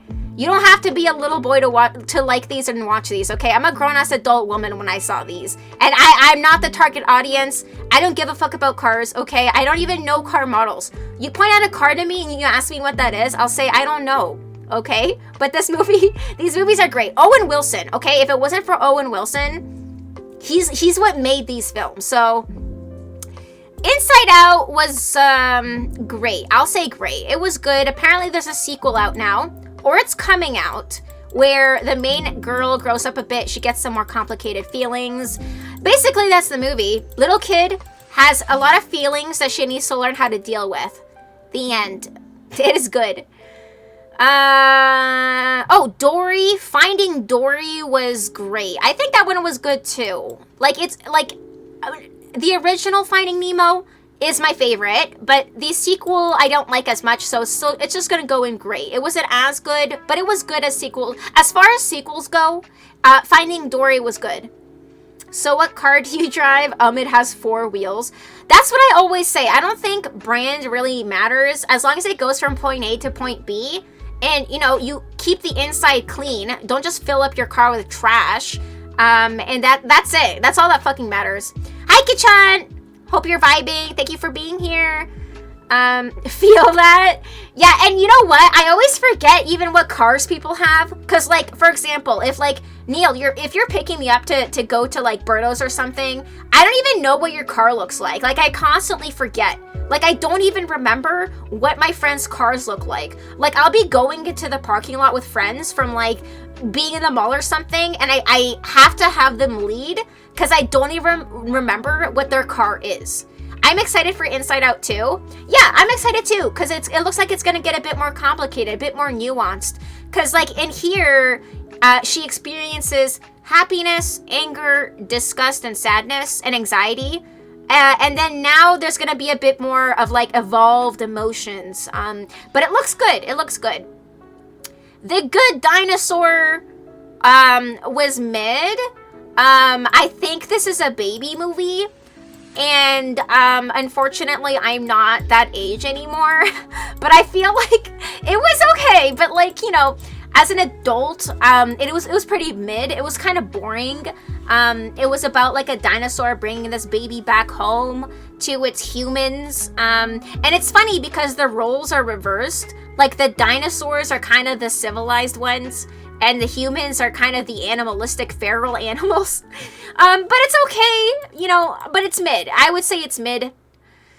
I always keep an eye out for when you come down so I can make sure I get you. Yeah, like also the fact that my eyesight's so bad, I think that has a lot to do with it. So if a friend is picking me up, and I don't have my glasses, I can't even tell.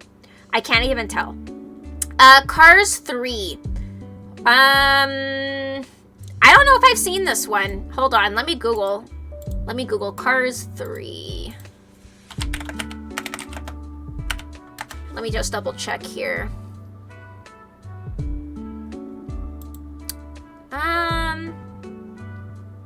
Oh, I don't know if I've seen this. Cars 3. Oh, no, I see the old ass car who okay, because Cars 3 is about him. Lightning McQueen is getting on in age, and he's basically getting replaced as the best car ever. Because he's like a speeder. He's like running races all the time. Okay, so it was good. Okay, hold on, let me pull this back up. So Cars 3 was good. Where is it? Uh-oh, where did I put it? Oh, there it is. It was great. I would say it's great. It's not my favorite, like Cars 1 and Cars 2. Cars 1, again, Lightning McQueen, underdog story, where he's just a regular car. He's not a sports car. Wants to be a fast racer, and he becomes one. Cars 2 is a spy movie. Literally a spy movie. Cars 3, Lightning McQueen is getting older. Not as fast as he once was. And he gets coaching from an older car to learn, like, the ways of a true racer. But I just think this one was a little sad. This one was more depressing. I think that's why I don't like it as much. Kind of too real, man. Like, it's like literally talking about aging and slowing down and your body breaking. But it's okay. It's great. Not my favorite. Didn't see Cars 3. But yeah, that's what Cars 3 is about. Literally, he's just getting older, and slowing down. So it's kind of sad. It's kind of sad. Coco was good. I enjoyed Coco. This one has a bit about like death and things like that. Had great music. I think I've literally only seen this once though, so I should rewatch it. But I remember enjoying it. I remember liking it a lot, and I think there's a skeleton dog in it too.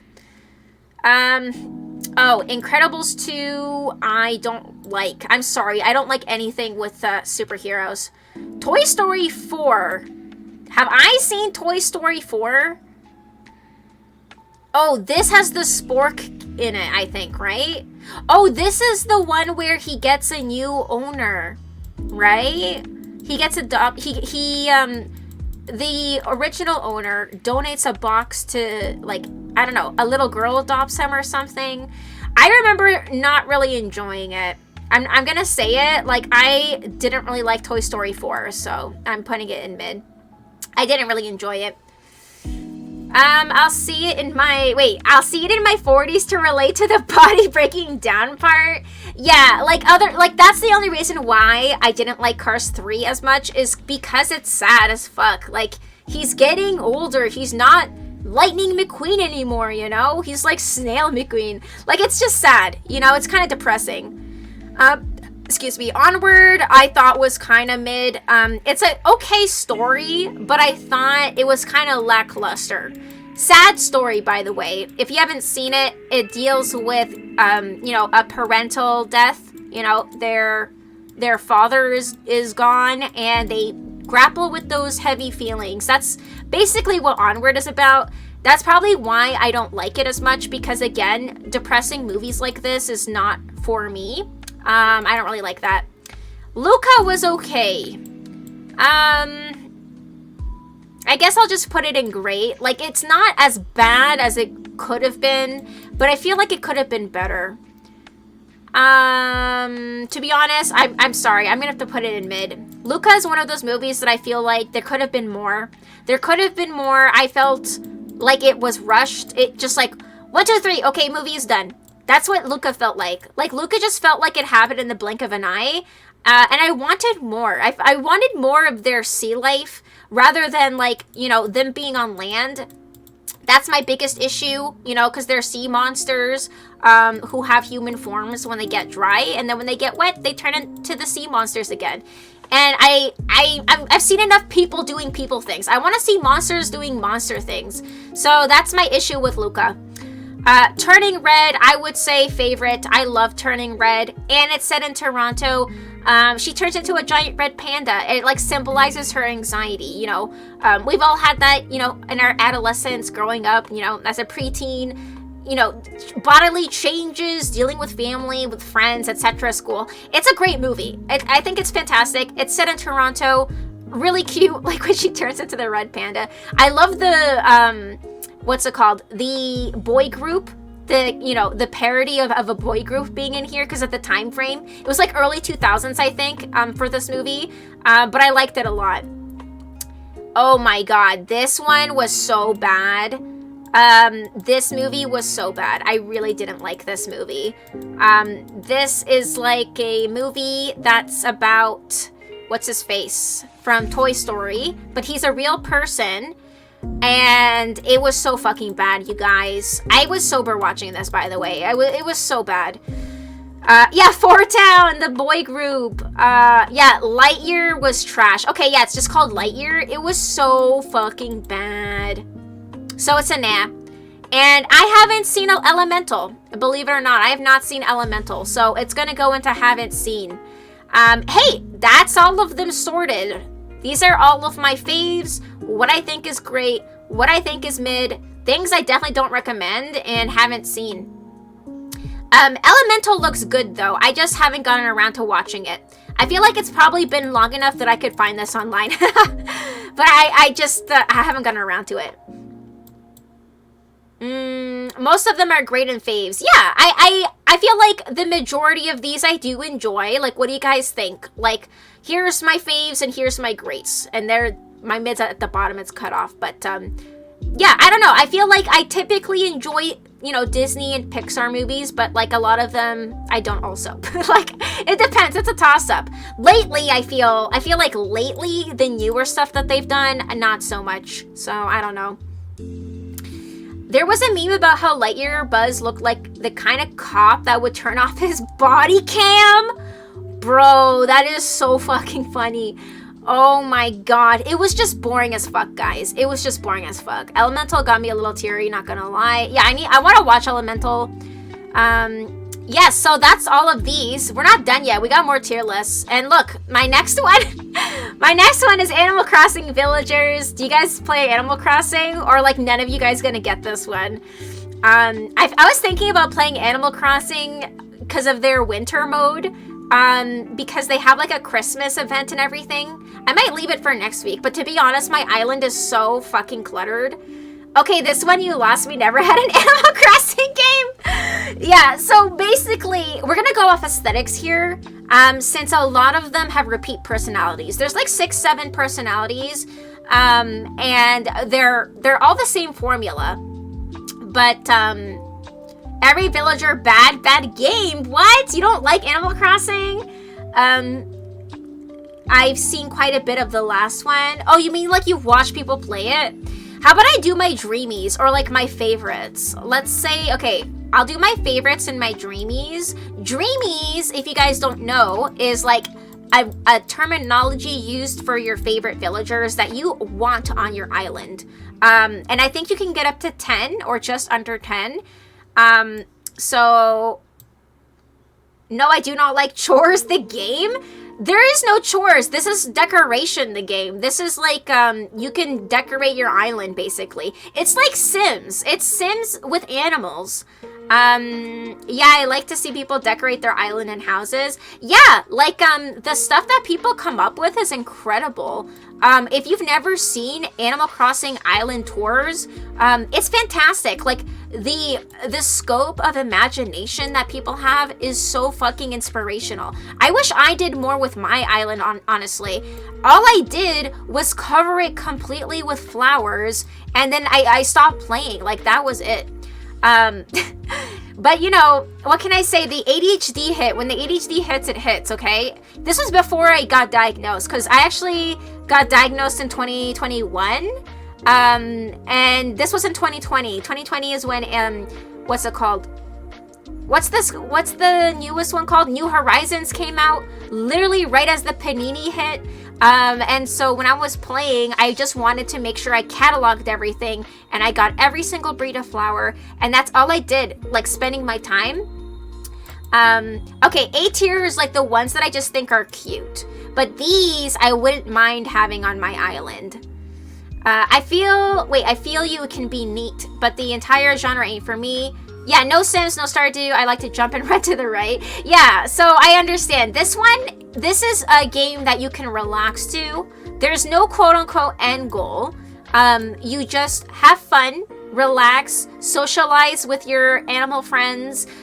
Even in The Sims, you just, you have a good time. There's no point A, point B, point C, really. It's just you play it how you want to play it, and that's what I like about it, because life is so stressful all the time. People are constantly telling you what to do and when to do it by, that when you play a game that is the complete opposite, it just helps you unwind. All flowers, aren't a few like insanely rare? Yeah, I have all of them, and my whole entire island is covered in them. Like I bred every single strain, because you have to breed hybrids, and basically when you breed the hybrids, you have to do it yourself. Like, they're not available from the get-go. You have to go out of your way to create them, to breed them. And so that's what I did, because I love plants and flowers IRL. Another one of my hobbies is houseplants. I love houseplants. Hold on. I don't really like Chrissy's eyes, to be honest. Like, I don't really like how she looks too much. I like how Francine looks. She looks a bit like a Harajuku kind of girl, like really trendy, kind of out there fashion.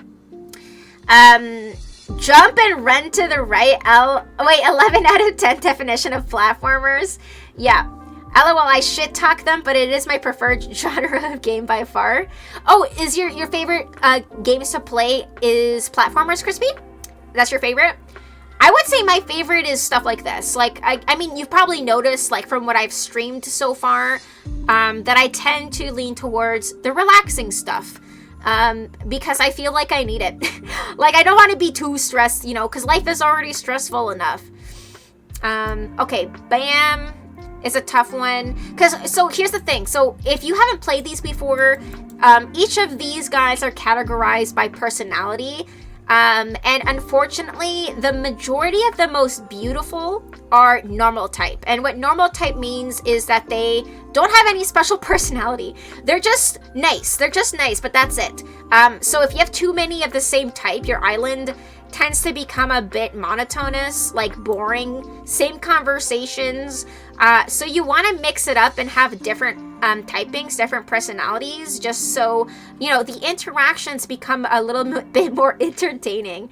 Saw your Steam recap, tons of relaxing stuff. Oh yes, I posted my Steam recap in the Discord today because they came out with that recently, and I was watching I was watching Quiddy talk about his Steam recap earlier today. So I looked at mine, and I had like 46 games that I played this year, which is insane to think about.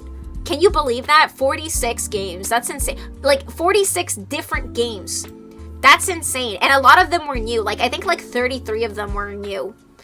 Yeah, Quiddy. That's when I got distracted. That's when I left. I like lurked after that because I was like interested into seeing my Steam recap, and it's just kind of insane. Like, you know, when you see it, you don't think about it during the year, so when you see the results, you're like, damn. Like 41 days of nonstop gaming was kind of crazy. That's when I went hard with trying to put together a schedule. Like in October is when I finally kind of try to push it to 3 streams a week. Because when I first started streaming, like earlier this year, I only started in January. I streamed once a week. Once a week, I would play Beat Saber once a week. And then eventually I started, you know, guesting on friends' channels, like, you know, Berto and Sky and other people. And then I pushed it to 2 streams, you know, for myself. And then eventually 3 streams back in October. And I think that had a lot to do with it. Also, I did play a lot of Cozy Grove. I started playing Cozy Grove in October because it was such a cozy game and perfect for fall. That game, I think that's literally the reason why I clocked in 41 days in a row. Weirdly enough, I said LOL chores the game, but I'm really into Power Wash Simulator. Oh my god, Crispy. Yeah, that's hypocritical. Power Wash Simulator is so boring in comparison. That's literally like the most boring chore, the simulator. Feels more like a first-person coloring book. Yeah, so you can't say shit. Crispy can't say shit. He literally plays Power Wash Simulator. That, for me, feels like my brain is dead. Like, I can't do that. I feel like I need a bit of creativity. I can and will. God. Oh, Cozy was your top game of 2023 too, I think. Yes, because Cozy Grove I played every single day in like October. I was like super addicted. And so I ended up literally daily. I was playing it daily. Like not hours at a time, but like at least an hour or 2 a day. And I kept doing it daily. And I think that's literally when I clocked it. And the only reason I stopped is because I started to fall behind in the date, and I'm not in winter yet, so it doesn't, the fall theme is kind of off for winter right now, so that's why I stopped streaming it. I like to watch Power Wash Simulator, but not play it, like Dark Souls. Power Wash Simulator and Dark Souls are 2 completely different things, so like what is it about Power Wash Simulator that people like? Because I don't understand it. And this is someone who likes cozy games, you know? Like, I enjoy a cozy game. I enjoy playing a game with no, you know, rhyme or reason. But that is literally a chore. That is literally a chore. So that's a tough one to think about. Dark Souls, though, is too stressful. I'm sorry. Stressful games is usually a no for me. For obvious reasons. Like, again, like, because, like, I have to deal with already things like, you know, anxiety and depression and things like that. And, like, being fucking stressful when I'm trying to relax it does nothing for me. It makes things worse, to be honest. So as long as I can get my mind off of things by playing, you know, relaxing games, I feel like that benefits me in some way. Turn on funk playlist, turn off brain and power wash, go burr. I guess, like, I mean, that's like me in playing the bird simulator, for example. You know, when I was like flying around as a bird, just listening to music, you know, going, you know, caca, you know, talking to other players, like that's it. That's my version of that, but like I'm an animal, you know, because I guess like that's more fun depending on what the subject matter is. I think because the fact that I'm not into cars, again, I'm not into mechanics or whatever, that's why. Hey, fun fact, you know Dobie, this little old wolf right here, me and Dobie share the same birthday, February 17th. Me and Dobie have the same birthday. Look at him. Look at him. He's one of my dreamies. I have him on my current island. Isn't he such a cutie? He's an old grandpa wolf. We stan an older senior wolf. Power wash for me, I like seeing stuff being cleansed. Like a car being dirty and then watching it so shiny and cute at the end. Okay, so because I wouldn't get any satisfaction from that, you know? Like, I would be like, okay, a car, that's dirty. And now it's clean. Like, either dirty or clean, I don't think I would care either way. And DS is too slow for me. Like, Dark Souls is too slow for you. But I like to see people suffer. Yeah, it's funny when people suffer, isn't it? Yeah, the sadistic side of me would agree to that sentiment. But, like, I don't know. Even watching someone die over and over again can get kind of dry. You know, eventually, if they could push through whatever it is that they're trying to do, then it's entertaining. But, you know, even if I see someone constantly dying in something over and over, I just feel bad for them. You know, if we're talking about streamers, to be honest, I don't really care about Colton, so I'll put Colton down there.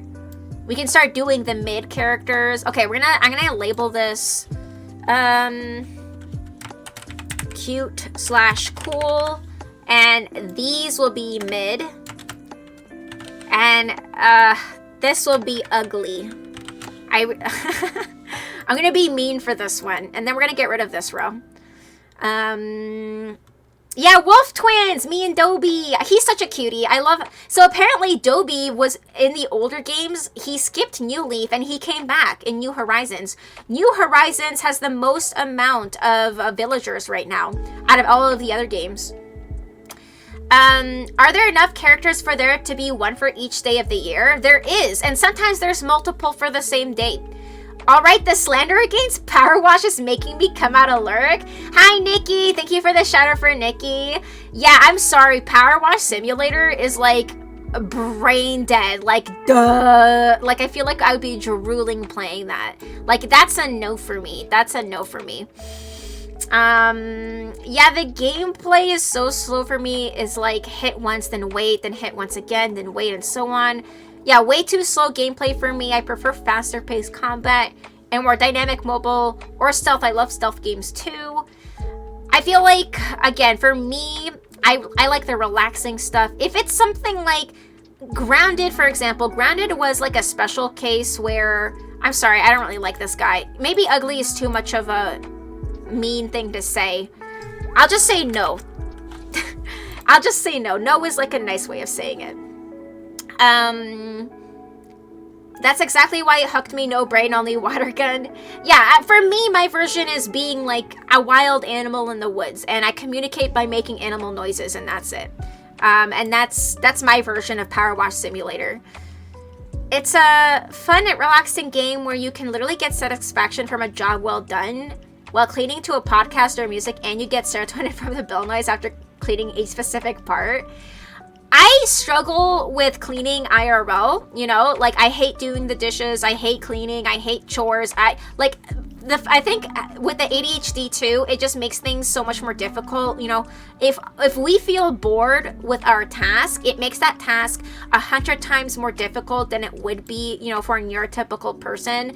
So the idea of a game where all I do is clean sounds like torture. I would literally rather play Dark Souls than Power Wash Simulator. Okay? Like, you heard it here, folks. I would literally rather play Dark Souls than Power Wash Simulator because it would be more mentally stimulating. And that's a fact. Yeah, chores being rough already. A game about chores doesn't sound for you. It literally sounds like torture. Like, literally torture me. Torture me. Like tie me to a wall and whip me with something. Like, literally make me bleed. Like, I would rather have to go through that than play Power Wash Simulator. I would rather physically be in pain than have to go through the mental pain of playing that. But you guys can play whatever you want. Oh, thank you for the hydrate redeem. Let me drink a hydrate. Oh, thank you for the stretch redeem. Okay, 1 second. Let me stretch first. Stretching. Oh my gosh. Okay, let me take a hydrate. 1 second.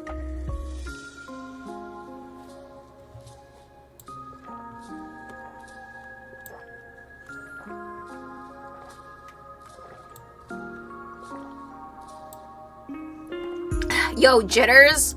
I got jitters on my island and I had to like, you know what they say, you can't like beat the shit out of these guys to make them leave. You have to cycle through the days, like a specific amount of days, like 10 days or something, for them to prompt you to leave, and you can't guarantee who's gonna ask you. So I remember it taking forever for jitters to ask to go. God, like, look at him. Look at Harry. I'm sorry. Look at these designs. Excuse me. Scroll, 1 second. Yeah, clowns, boo. I mean, I don't mind a clown aesthetic. I've seen a clown aesthetic done well when it comes to original characters. There's an animation that's out right now with clowns, like a clown lead. She's like a female lead, and it's set in a circus tent, and it's like an indie animation. And that one's done well. Do you guys know what I'm talking about? It just came out a couple months ago. It's got like 12 million views now. I'm trying to think of what her name is. Maybe I can Google it. Let me Google it. I'm so bad with names.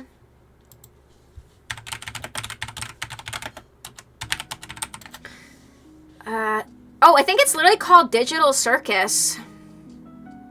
The Amazing Digital Circus, okay? That's what it's called, and it's really good. And that's like a clown aesthetic I don't mind because it was done really well. 1 second. Here you guys go. Here you guys go. Holy shit, LMAO, load it up. Yeah, load up the barrel of this gun before I put it in my mouth when you tell me to play Power Wash Simulator. Dark Souls stream when? Only if I had to do that instead of playing Power Wash Simulator. Yeah, but with Power Wash you don't, wait, you don't have the physical aggravation of getting up to clean or the actual process of cleaning. I have a mental aggravation of cleaning and the process of cleaning, like mentally. It's a mental torture. That's what the whole thing with ADHD, it's a mental thing. It's not even physical, because, you know, there's things I want to do that I mentally do not have the executive function to get up and do it. My brain is just not hardwired properly, you know, because there's things I want to do where I physically, mentally can't get my body to get up and do it. It's just fucking insane. It makes no sense unless you experience it. Like, it sounds crazy. Hey Anna, let's go play Power Wash. No thank you, I'm busy watching this paint dry. God, like, if I was outside touching grass, maybe I would rather do that. That's more like a jester than a clown to me. I like it. Yeah, it's cute. I fucking feel you. Yeah, so that's a cute animation that came out recently. And it's super popular. Like, if you look it up on YouTube, it has like 12 million views or something like that. Which is insane. And so that's like a clown aesthetic that I'm okay with. And like, again, I think clown aesthetics can be cute, but I am not into Pietro's look. Like, I'm not sure. Like, his look is not doing it for me, so for me it's a no.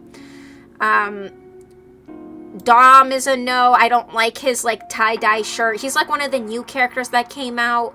New Horizons had a bunch of cuties that were added in, like completely new villagers that weren't in any of the previous games either, that were like really cute.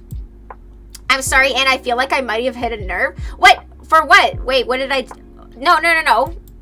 No one here has hit a nerve. What's it called when you say things as an exaggeration for comedic effect? What is that called? That doesn't happen though. That doesn't happen here. We're just chilling. We're just chilling. Mitzi! Mitzi is a cutie. So far, my dreamies are like the usual typical favorites of the Animal Crossing community. Some of them, not so much. Like, you don't really see Rolf that much, though. Okay, good. Just check it. Yeah, no, if for whatever reason... Like, are you literally talking about Power Wash Simulator? God, no. It takes way more for me to have a nerve hit. And it's not through things like that, for sure. Renee, one of the new cool characters that was released. She's such a cutie. Look at her. She's so pretty. Oh, I think that I think people were saying they were the theory was that she was based on Rihanna. You know, the singer Rihanna. They were saying that Renee, even the name, you know, and the way that she looks and the side eye and everything. Hyperbola. Yes, that. Thank you. That's literally what I do. That's my sense of humor, okay? Like, I'm not being serious. Like, I want that to be, like, put across that I'm not being serious. Like, my delivery when I'm speaking is very deadpan a lot of the time, but that's my sense of humor. That's just how I speak. If I was upset, I would literally just say, please don't bring that up anymore. Or, this is grinding my gears. Like, I would literally say, I would say that. Like, I'm very open with communication. You know, even when things bother you, I feel like it's important to tell someone. You know, you're not trying to start a fight or something. You're just, you know, saying how you feel. Sherb is a cutie, another cute one that came out. Look at Berold, I'm sorry. Can you see Berold's lips and his eyes? Apparently that's not even glasses. That's like actually what his eyes look like. I hate it. I hate it so much. Beardo's a no for sure. Bangle is okay, I guess. Boomer is mid. Like, these are the ones that I don't think are cool or cute, but they're not ugly. And then these are the ones that I'm like, hell fucking no. Oh no, Berold getting dragged on the mud. He is like notoriously known as one of the most unpopular characters because just look at him. Like, he's got a lot going on, you know? And that's putting it nicely. I'm literally being the nicest I can. You should hear how some of these Animal Crossing players talk about these guys. Like, there's like always like the meme that's out that's saying how like, oh, it's such a sweet game, but the people who play this are so mean because like they kick out villagers who are quote unquote ugly. But it's like, I mean, you have a right to choose and pick who's gonna be on your island, you know? Like, if I don't want fucking Marcel on my island, I don't have to keep him there. If I don't want fucking Benjamin on my island, I have every right to kick him out. Like, Caesar, Boyd, like, no, I'm sorry. Like, it's a no. Like, look, do you want an island with just these guys on it? Or do you want an island with these guys on it, you know? Or, like, these guys, you know? It's like, I feel like we have every damn right to be picky. But all the memes are like, the meanest bitches play Animal Crossing. Because, like, we're always kicking out, like, the ugly guys. I'm dying. This is just the truth. Like, Derwin, I'm sorry. Like, like, literally me just saying no is, I'm not even joking. It's, like, the most polite way of me saying that they're fucking ugly. Okay? Like, maybe we should change the topic. Give me a different topic to talk about. Like, Mo. Like, I'm sorry. Like, I don't know what they were thinking with some of these designs. This guy's literally like a hamburger. Curlos, get it? Like fries, like curly fries. But, yeah, let me take another hydrate here. Give me a different topic to talk about. I could talk about anything else.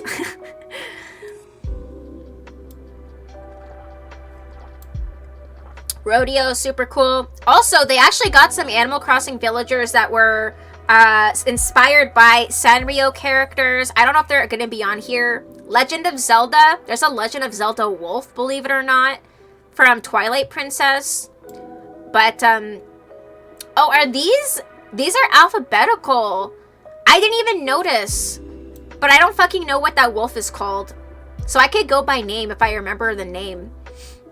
What are the most popular ones from what you've seen? The ones that I have put up here in my dreamies are typically what you would see. And cute and cool is what you would typically see, if not in my favorites. Like Rosie she's typically up here. Raymond, people spend millions of bells and also real money, lots of real money to get this fucking cat. But I don't see it. Like, he's okay, he's cool, but he's not my favorite. Maple is usually up here. Cookie is usually up here. And Bob is usually up here. But, like, since I'm not into those animals, they're not for me. But these guys in cute and cool, usually up here. And my favorites up here are, I would say they are usually up there too. Because look at their designs. Like, every single one of them are adorable. Like, I'm just gonna say it. They're all fucking cute. And then these guys are okay. Like, they're cool and cute. These guys are just, they're mid in the way that there is nothing that crazy going on with their design. They're just there. Like, this is literally just a goat. This is just an anteater. This is just a koala. That's just a bunny. Not a lot of interesting color palettes happening. They're all kind of neutral. Is Walt a dog? Yes, Walt is a dog. Where is he? Where did I put him? He's like around here somewhere, isn't he? I can't see him. I'm blind. He's a dog. Where is he? He's in the list still. Wait, yes, but where is he? I can't see. Oh, wait, I was thinking of Walker. Who was Walt? I don't remember. Oh, he's in here. Oh, he's in here? Okay, let's see. W.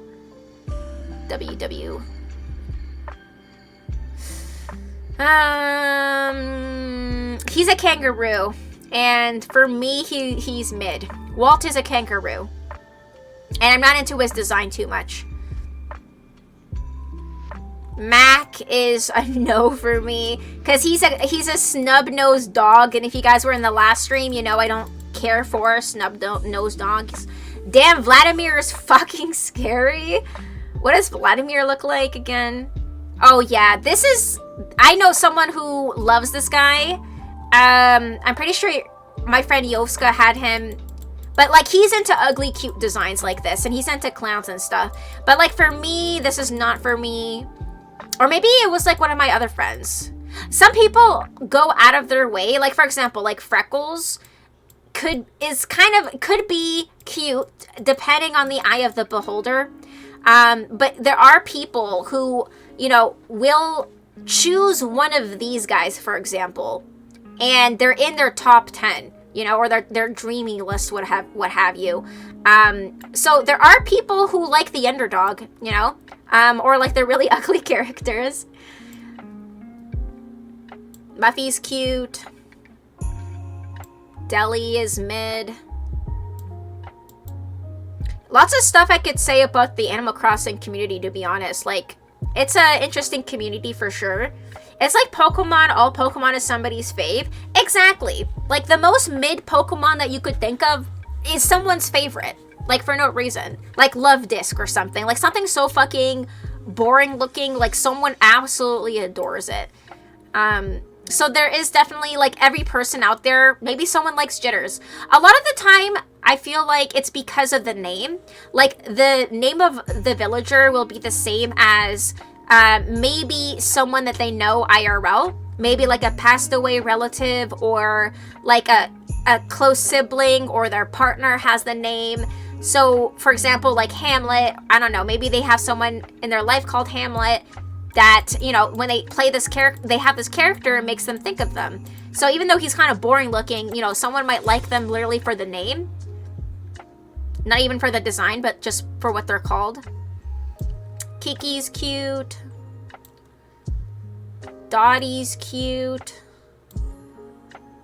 But yeah, a lot of these are not as cute. Like, I'm not a fan of... So many of these are ugh. They're so uggy. Apple's okay, but to be honest, I feel like Apple's kind of mid. I'm not a fan of these big watery eyes like this. I don't know. I don't know. I guess they're cute. They're not mid per se, but I am not a fan of the big watery eye like this. Curly looks like Peppa the Pig. Yeah, I don't like their expression either. I don't like their face. Their face is not doing it for me. Got an emo. This is if Birdo was blonde. He'd be this emo horse. I wonder if there's actually like another emo looking character. I don't think so though. Hornsby is pretty cute. You know what's crazy? Like, you know, I mentioned people spending billions of bells on these characters. There's a whole economy on these characters where you can spend in-game currency or IRL currency. And people went crazy for a lot of the new ones that came out. I wish I knew what the new wolf was called. She's a fox character. She's like painted to be a fox, but she's set with the wolves. Like she's got the wolf form. Oh my god, yeah, I've seen people spend tons for some of these. It's crazy. So if you get into playing now, this game has been out long enough that there are enough communities that can help you with this, okay, for free. I'm in several Animal Crossing Discord groups, you know, for New Horizons specifically, where kind people have set up bots, you know, like they've set up their, you know, bots to deliver goods to you. So if you want something, anything, villager, item, resource, anything you want, you type it in, you submit a form, and it gets delivered to you directly. So nowadays, you don't have to spend actual money for stuff that you want, or you don't have to find them through difficult means, because finding a lot of the stuff naturally takes time or takes like way too long. Like it would take, you know, months or years to end up collecting everything because everything randomly generates. So it's nice that the community is so helpful. Whereas on the opposite side, a lot of them are exploitative. Okay, Olaf, here's one that's strange, okay? I love Olaf. He was in my New Leaf town. He's an anteater. What are those guys called who wave around a red flag where a bull comes around? He's one of those, and he's an anteater, and he's very suave. He's very cool. And he's an anteater. And I love Olaf. And Olaf is up here, a matador. He's a matador anteater. Typically, he's not up here in the Dreamies, okay? Typically, people don't go for him. But I had him in my town in New Leaf. He was one of my first villagers, and I loved him. He was really sweet to me, and he had a cool personality, and I like his design. He's like the only anteater I like, and the only non-popular character that I genuinely really like.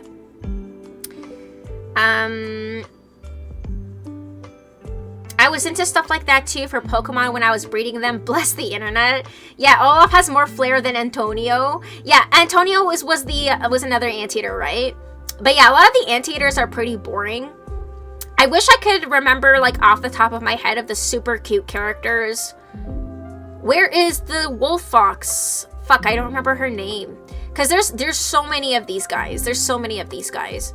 Zucker is like another quote-unquote, you know, cool, cute design. Not my favorite, but like, I tip my hat. He's a takoyaki octopus. Razzo, this is like a Japanese joke. Like when burglars break in, they look like this. They have a bandana under their nose. I don't know why that's a thing in Japan, but it is. Angus, mid. Oh, maybe I should just go from the start here. Admiral. I mean, he's mid. Like, when I'm putting them in mid, I just mean they're not fucking ugly, you know? Like, they're okay, but I wouldn't call them cute necessarily.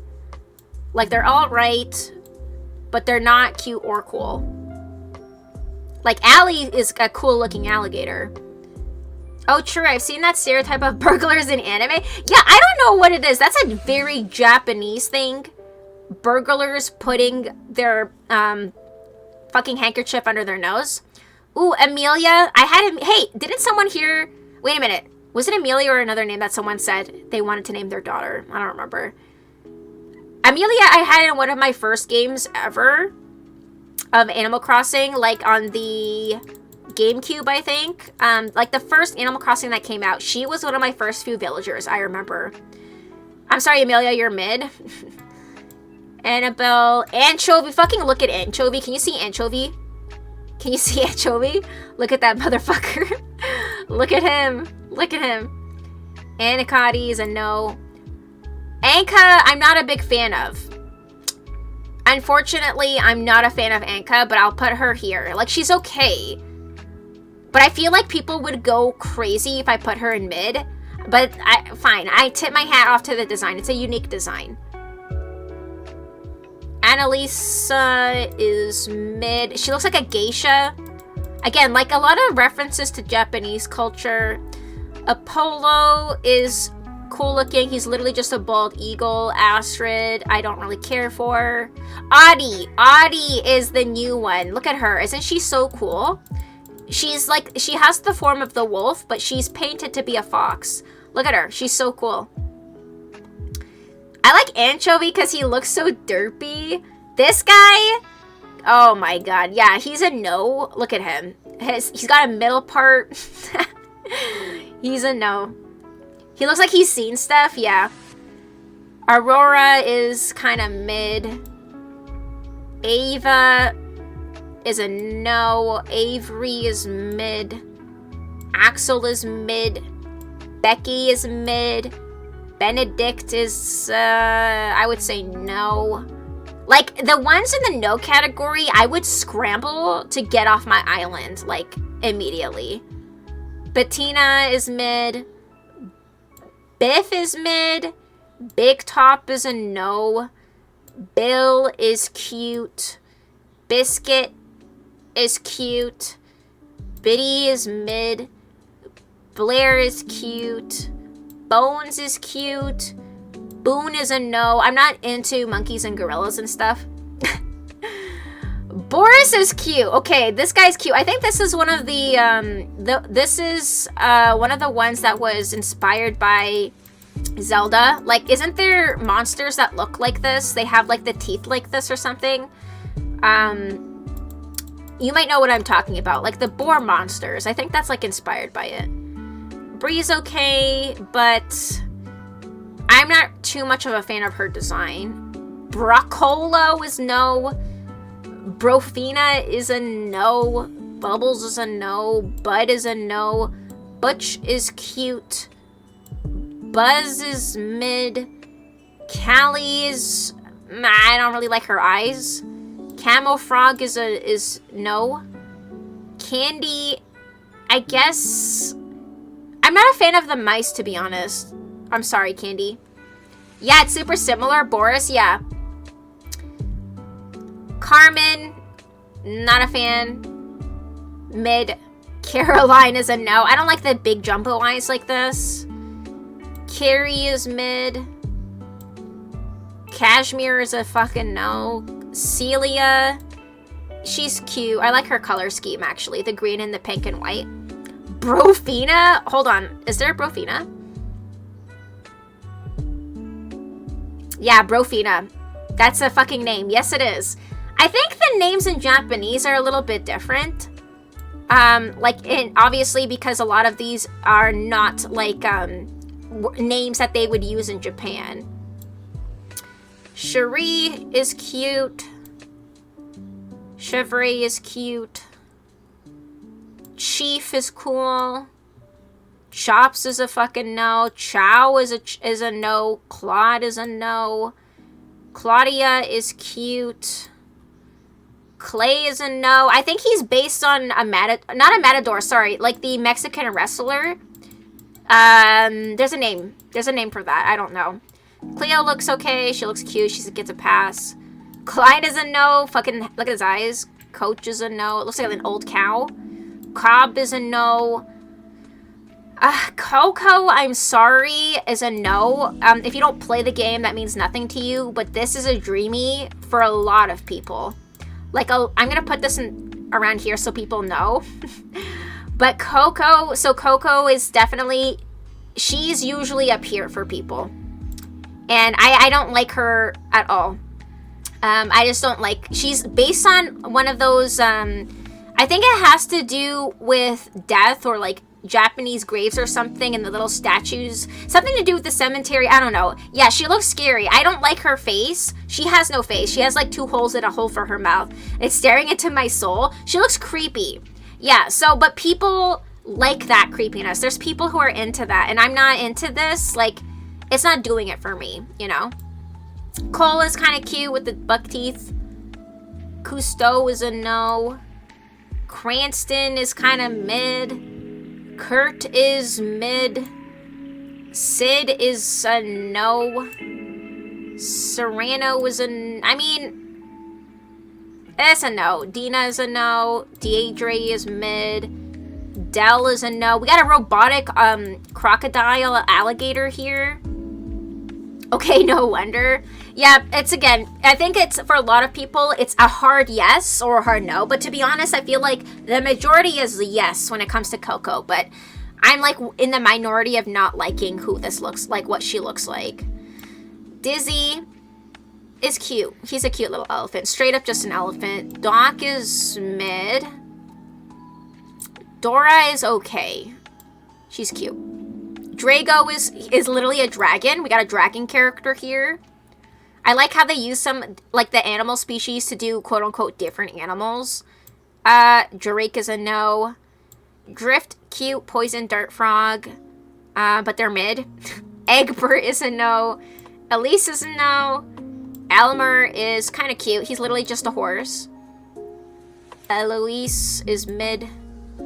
Elvis is a no. Eugene, I'm sorry, I'm not into the greaser kind of look, so that's not for me. Felicity is mid. I'm not into the bob haircut. Filbert, also. Flip, no. I'm trying to zoom as fast as I can here. Flo is a no. Dude, there's, you know what's crazy is there's 2 more tier lists after this, but I think this is it. I'm gonna give up after this. Because, like, the other lists I have are so fucking long. I don't think I can fit it in. Because I had 10, remember? 1, 2, 3, 4, 5. I'm doing 5 today, okay? This is the 5th one. So, luckily, I managed to do 2 more this time. Whereas in the first stream, I only did 3. So, yeah. But I had fun doing them. It is fun. I have fun just chatting about my opinion. Whether or not you guys agree. So, Gabby, mid. Gala's kind of a cutie. She's a cute pig. Gaston is mid. Gigi's a no. Gonzo's a no. Goose is cute. Believe it or not, I think he's kind of cute. Graham is a no. Oh god. Graham was one of my friends' like favoriteest villager. She like adores Graham. I can't relate, but like, you know, again, to each their own. To each their own. Groucho is kind of cute looking. He's cool. Gruff is a no. I mean, he's got an interesting face, but I'm not a fan of the green color for him. He's like a goat. Gwen is a no. Humphrey is mid. To be honest, he's kind of cute. He's kind of cute with his eyebrows. Yeah, Greta is literally Minnie Mouse ripoff. Yeah, and some of these designs are like super plain or, you know, a little crazy. I'm not a fan of Hazel, you know, for obvious reasons, but a lot of people fucking love her because she's like the underdog, aka Squirrel, like with the unibrow and everything. But some people fucking love her, but I'm not one of them. But that's another example where some people adore her, but I'm like, it's a no for me. It's a no for me. Henry is cute. This guy's a fuck no. Oh, Hopkins is interesting. He's a blow up rabbit. So he has, on the back of him, he has like a little, you know, like the nub where you blow in air to like blow up like a tube for water or something? He has the same thing on his body. So it's really interesting. Hopper, he's one of those penguins that I think, I think they're literally called hopping penguins or something, hence the name. Huck, I fucking hate Huck's face. Look at his face. Look at that smirk. Hugh, Igley, Ike, Jacob has seen some things. Jacques, Jambette. Can we please look at Jambette? I had a friend who was obsessed with Jambette. I think Yovska loved Jambette. Do they have lots of Animal Crossing merch? I feel like there's gotta be tons of plushies of this. Believe it or not, I feel like in Japan, yes, but in the West, I don't know why they haven't done the same thing like they have for Pokemon. Because you know how much merch there is for Pokemon, you know, here in the West. But in Japan, they have a lot of Animal Crossing merch. Like, they had a whole kitchen set, like pots and pans, tea towels, really cute utensils, like for the kitchen. And that wasn't released here. That was literally Japan exclusive. And it goes the same for a lot of other stuff that they've done. So, yeah, I don't know. Like, they haven't focused on it too much over here, unfortunately. And I don't know why. Because New Horizons was their highest grossing game, like Nintendo. And I think it still is. Like, it beat Zelda. It beat, like, a whole bunch of other games, like Pokemon and whatever. Like, the other stuff that they released. So I don't know why they haven't utilized more of Animal Crossing merch. I have a ton of Animal Crossing stuff. I have all of the amiibos. Do you remember when amiibos used to be a thing? I have all of those. And I have a bunch of plushies. Like, I have Cyrus, Reese, Captain, Isabel. They make a few of the most popular characters too. Like, Bunny, like the bunny rabbit, where is she? Like this one, like literally her name is Bunny. I have one of her. Like, a lot of popular characters get plushies made of them, but not a lot. And I really feel like they should. Like, I feel like at least some of these should be made into plushies. And I don't think any of these are from up here. Like, literally up here. I don't think any of these are. Except maybe Goldie. Like, literally only Goldie, I feel like, has been made into a plushie in my top row here. And then Bunny has...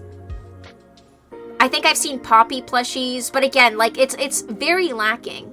Yeah, I feel like this is a gold mine. I know, look how many characters there are. I don't know why. Huck. Yeah, Huck is just so smug.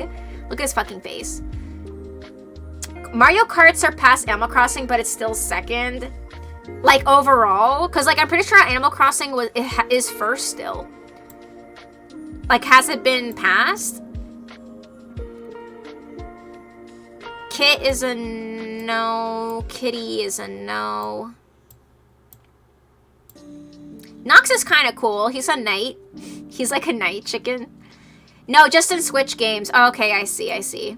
Yeah, like Nintendo Switch games. Like, I'm pretty sure before Mario Kart 8, because didn't Mario Kart 8 come afterwards? Because New Horizons held the #1 title for a bit.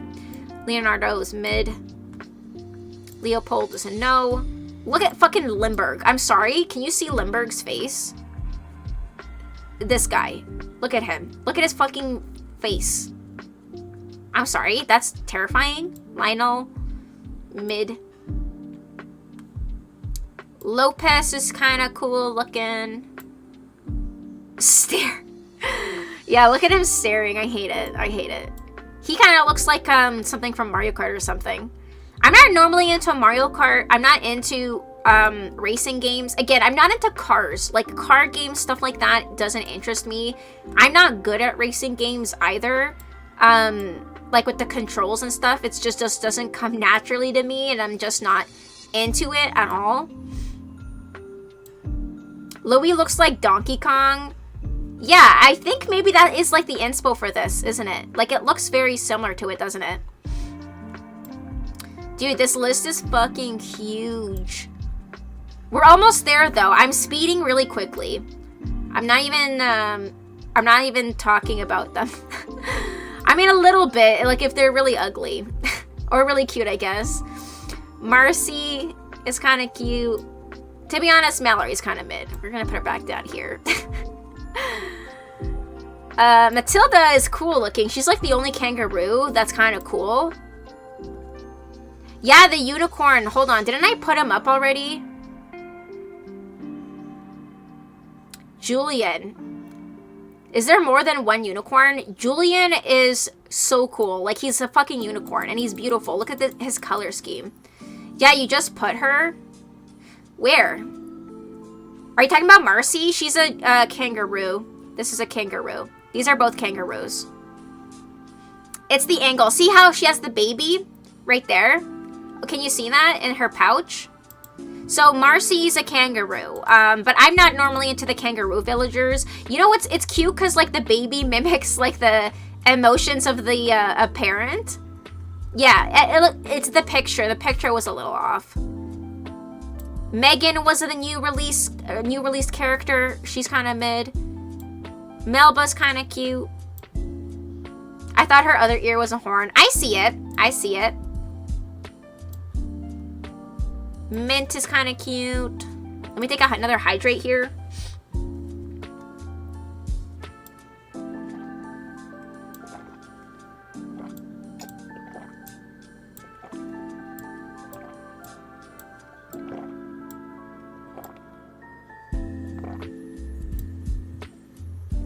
Ah!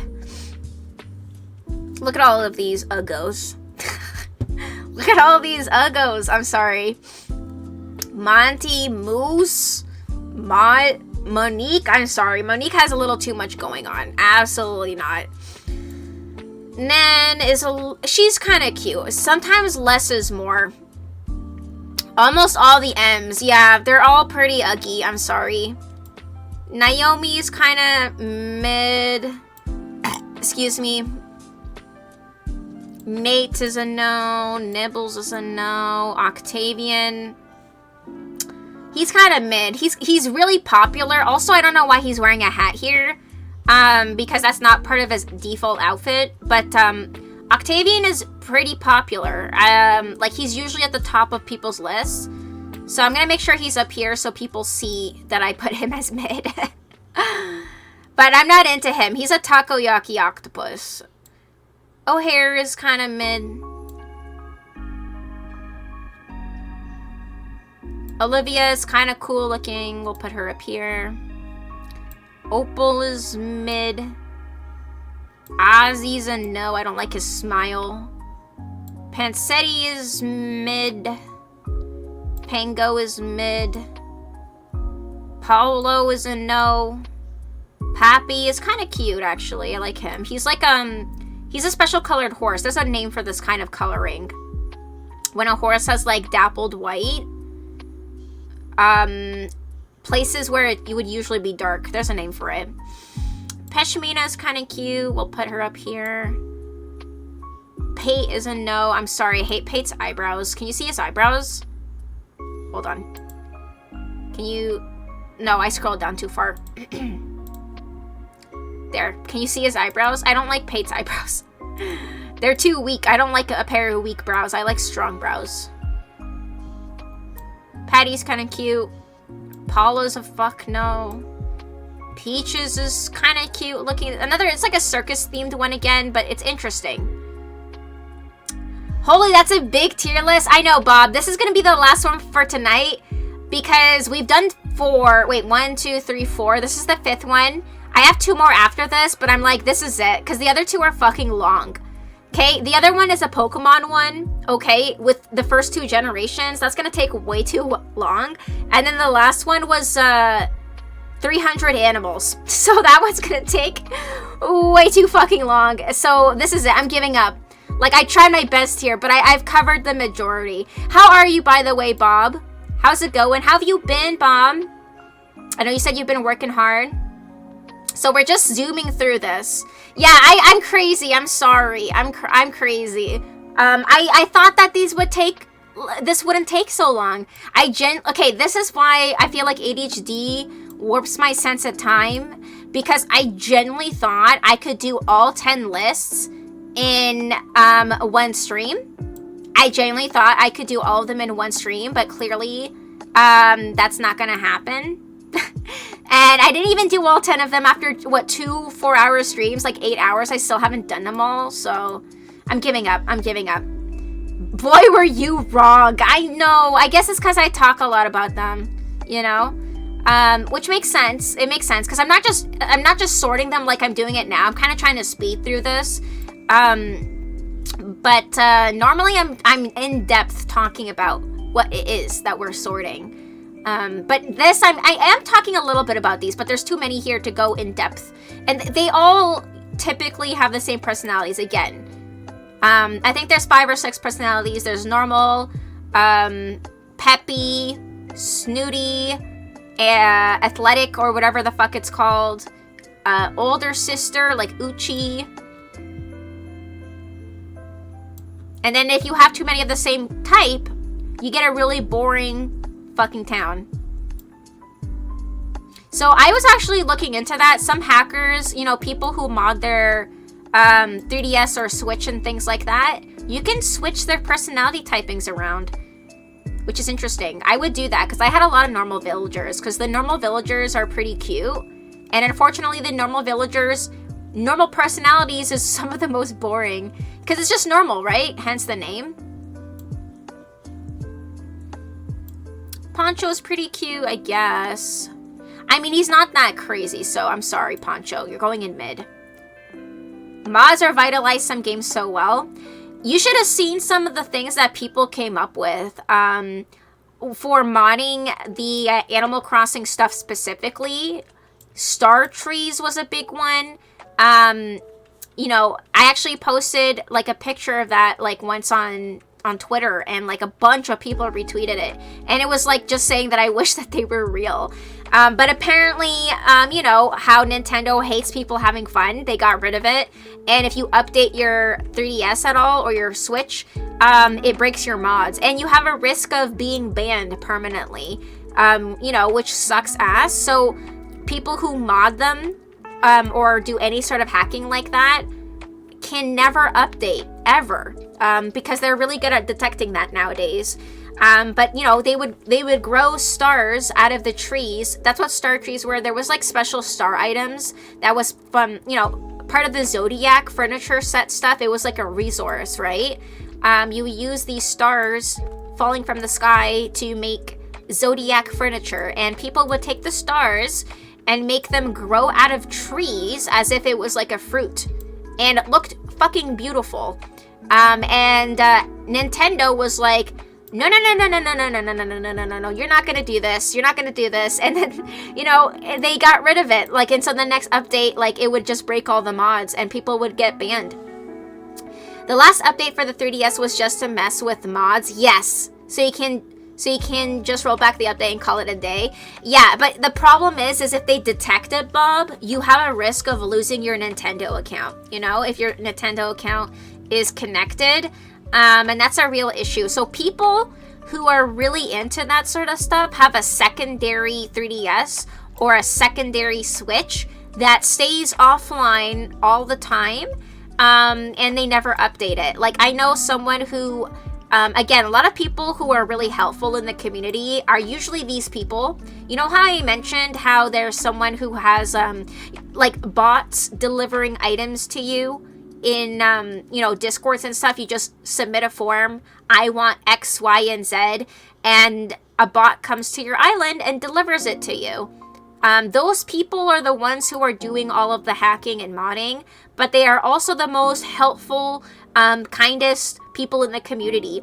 And, you know, the most rude people actually are the people who don't even do that stuff. Like the people who say, you can't time travel. Time traveling is cheating. If you time travel, you're not playing Animal Crossing properly, which is like the dumbest shit I've heard in my fucking life. Because, you know, A, why do you care so much about people playing a video game, you know, how they play it? And B, if they didn't want us to time travel, they would have prevented that completely. You know, they would have like completely made it unusable. But they didn't. So shut the fuck up. Like, I hate people who are like that. It's a single player game. Yeah, I mean, it can be multiplayer. You can have people visiting. That's one great part about Animal Crossing is you can have friends come over to your island and you can walk around and play together. That's why I kind of wanted to stream it, so that you guys can come over and also take all of my extra flowers. Yo, Samson looks a little tweaked. Samson looks like a little tweaked there. Sally and Sandy have the same fucking eyeballs. Like, bruh, yeah, but I mean, you ain't hurting nobody. I know. So it's those people, the purists, who are like the meanest fucking players there are. And the hackers and modders are the nicest, you know? Because they don't care and they want to help. And yeah, I remember even like one of my friends wanted a specific villager, and you know, he was looking for them for a while, and I was like, hey, like, do you want an invite to this Discord? You could literally get it in 2 seconds, you know, because like otherwise your other option is taking forever to get it or paying a lot of money to get it. And you know, he got it within a couple minutes. There you go. So big shout out to modders, like modders and hackers who like do that sort of thing for us. So Lella has like an interesting look to her, but I'm not a fan of her lipstick, so she's gonna go into mid. Sparrow, a little Sparrow is mid. We're almost there. We're almost done actually. Spike looks pretty cool. Got a little cool scar on his face. I think scars look pretty cool. Spork is no. Sprinkle is I mean, she's okay. She's okay. She's a little bit more than mid. Sprocket is interesting, but not for me. Static is also not for me. He's also some of the popular villagers. People love Static for some reason. Sterling is interesting. He's another one of the bird knights. There was like another bird knight up here somewhere. Right here. Nox and Sterling. They're like matching. But I'm not into that normally, so. Stinky! This guy's name is fucking Stinky. Look at him. He's no. Stitches is another popular one. I'm not into him. I had him actually. I sold him for like millions. Back when I had New Leaf. Back before, you know, a lot of this modding stuff was more mainstream. I actually had him. I had Stitches and I sold him for like millions and millions of bells. Because I could. So I exploited that. I did exploit that. But nowadays you can get Stitches in 2 seconds. Because he's not my favorite. Stu. I had Stu actually too in like my original villagers. He's okay. But he is kind of mid. He's not ugly. Sydney, no. Look at Sydney's face. Sylvana's pretty cute. She's like a kind of squirrel, like a sugar glider or something like that. Look at her. She's really cute. Sylvia's a no. T-Bone. I mean, he's not a go, but he's mid. Tabby's a no. Some people love Tabby too for some reason. This one. Don't ask me why. Tad is pretty mid looking. Tammy's a no.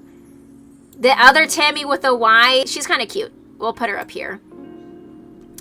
I've seen Tabby be top. Yeah, Tabby, for some reason, people love that nose and that face that only a mother could love. I really don't know what to say. Like, I don't understand. Like, I don't get it. This guy is literally just a rhino. So mid. Excuse me. Tasha's kind of cool. She's a cool looking skunk. Teddy is, he's okay. He's pretty mid. Again, he's just a teddy bear. Rex is also mid. He's just a penguin. Tia, a teacup elephant. So she's kind of cool. She's got a cool design going on, you know. Pretty unique. I like the, you know, when they pop off on the designs, they really pop off. But when they fall hard, they really fall hard. Like they, I don't know what it is. Like they go from 0 to 100. Like in a lot of these cases. I don't know why. Truffles is a no. I guess Timbra's not ugly, but she is mid. Tucker is cool. He's a woolly mammoth, so he's going up here. Tutu, she's kind of cute. She's like a polar bear. And Twiggy is pretty cute. He's got blue cheeks. Tybolt is just some kind of lion, no. Ursula's a no. I'm not a fan of the brown-yellow color scheme. It's a lot of these down here. Velma's a no. Vesta's okay. She's kind of cute. She's got the dark face. Vic is a no. Victoria's a no. She's a horse, like, what's it called? A racehorse? She's not ugly, though, but we'll put her in mid. Violet's a no. Wart Jr. is one of the most hated. Also, for some reason, people love him. Weber's a no. Willow's pretty cute. Winnie's, I guess mid. And Yuka is mid. And last one, Zell is pretty cool looking. there we go. Here is my final list of my favorites. Like the ones that I wouldn't mind having. Actually, Blue Bear was one of my favorites too. I'm not gonna lie. She was in my New Leaf top 10, so I'm gonna put her up here. And then these are the ones that I think are cool and cute. And then these are mid. Like they're not special in any way in my eyes. And then these are a no, which is a lot of them. You know? So there we go. We did it. Yay! We have finally completed the tier list stream. Thank you guys so much for coming along the ride. If you guys didn't see already in my schedule, we're gonna be doing the other milestones that we have hit this week. And I'm gonna post these also in the Discord as well if you guys want to check them out afterwards. Let me just close this here. Okay, so in this, we have finally wrapped up the tier list stream today and in the last stream. Last stream we only did 3, that's why I did a second one. And then we did 5, I think, today. Not all of them, but still. Because, yeah, Pokemon and animal list that had like 300 animals was a little bit much. And there's already been over 4 hours, and I'm already tired. Thank you for streaming, it was fun. Thank you for hanging out with me, Fidos and Neil and Bob and everyone else who popped in, Kachant. I appreciate you guys vibing with me. So tomorrow we are doing the art challenge stream. I will be drawing on MS Paint. You guys will just post your suggestions. You know, it could be anything, and I'll draw it. That's it. That's the art challenge stream for tomorrow. We'll be starting at 7 p.m. EST. And then on Thursday, we are doing the ASMR stress stream. And I decided to play Fortnite because Fortnite is pretty stressful solo. And so that's what I picked. So basically gonna be doing ASMR whispers while playing Fortnite. So it should be interesting. And then the goals after that, cosplay shoot, collab with Birdo, was basically me telling Birdo what to do while he's playing Fortnite. He does everything while I tell him what to do. Hi Vera, you're just catching the end of the stream. How are you, Vera? How is your week? Yeah, Fortnite. So I was just saying, since we hit a couple more milestones, we just finished the tier list stream. That was 20. 25 was the art challenge stream. I'm doing that tomorrow. I'm drawing on MS Paint. You can suggest anything you want me to draw, Vera, and I'm gonna draw it. That's tomorrow's stream, 7 p.m. EST. On Thursday, I am doing the ASMR stress stream, which was our 35 goal, the last one that we hit. So I'm going to be doing ASMR whispers while focusing on Fortnite. The new update looks interesting. The Lego mode, the Guitar Hero mode, the Minecraft mode, it looks cool. So it should be interesting. And then we're 3 subs away from the cosplay shoot, basically voting on what I'm going to do cosplay-wise, and then doing a photo shoot. Collab with Birdo is another Fortnite stream. Collab with Sky for 50 when we're doing a multiplayer game. I forgot the name of it. And then 50 plus is a surprise. Shh. That only will be announced if we hit it. But we're getting along there. But again, thank you guys so much for hanging out with me today. I had fun doing the tier lists. Draw yourself playing with marbles, saying all in puck crazy? No. But I can show you the, hold on. I can show you the tier list that we just did. Hold on. Let me just see. I need to, properties. Oh, wait, that's the game window. 1 second. Wow, I'm tired. Here's the list. Here is the list that you just missed. I can show you. So here's my first list. Here's my fruit list. Here's my veggie list. Here is my Ghibli movie list. Here is my, Disney Pixar list. And here's my Animal Crossing Villagers list. We did everything, and believe it or not, I had 2 more lists after this. Which I'm done for today. We can't do it. The other list is Pokemon, and the other one is animals, and both of them have hundreds of options, so I'm not doing that. I'll save it for the future. Maybe I'll do another milestone goals in the future. Yeah, a lot of lists, too many. Do you eat your veggies, Vera? Yeah, do you eat your vegetables? Before we end, though, we're gonna raid out. Let me see who's online. We're gonna raid out here.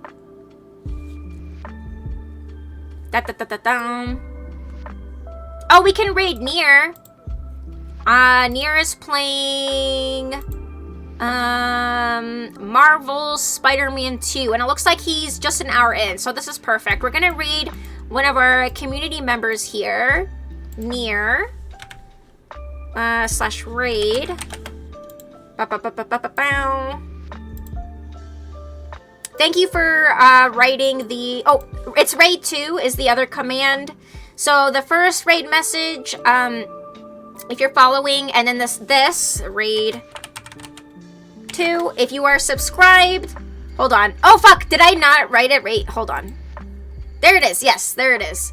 There is the second raid message. If you are subscribed, copy, paste. We're going to say hello to Nier, who's playing Spider-Man 2. And thank you guys again so much for hanging out.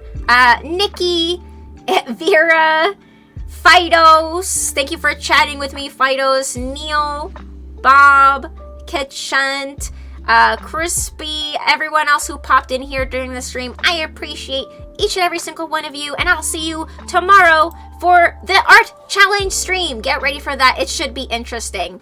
Good night, you guys. See you in the next one. Bye-bye.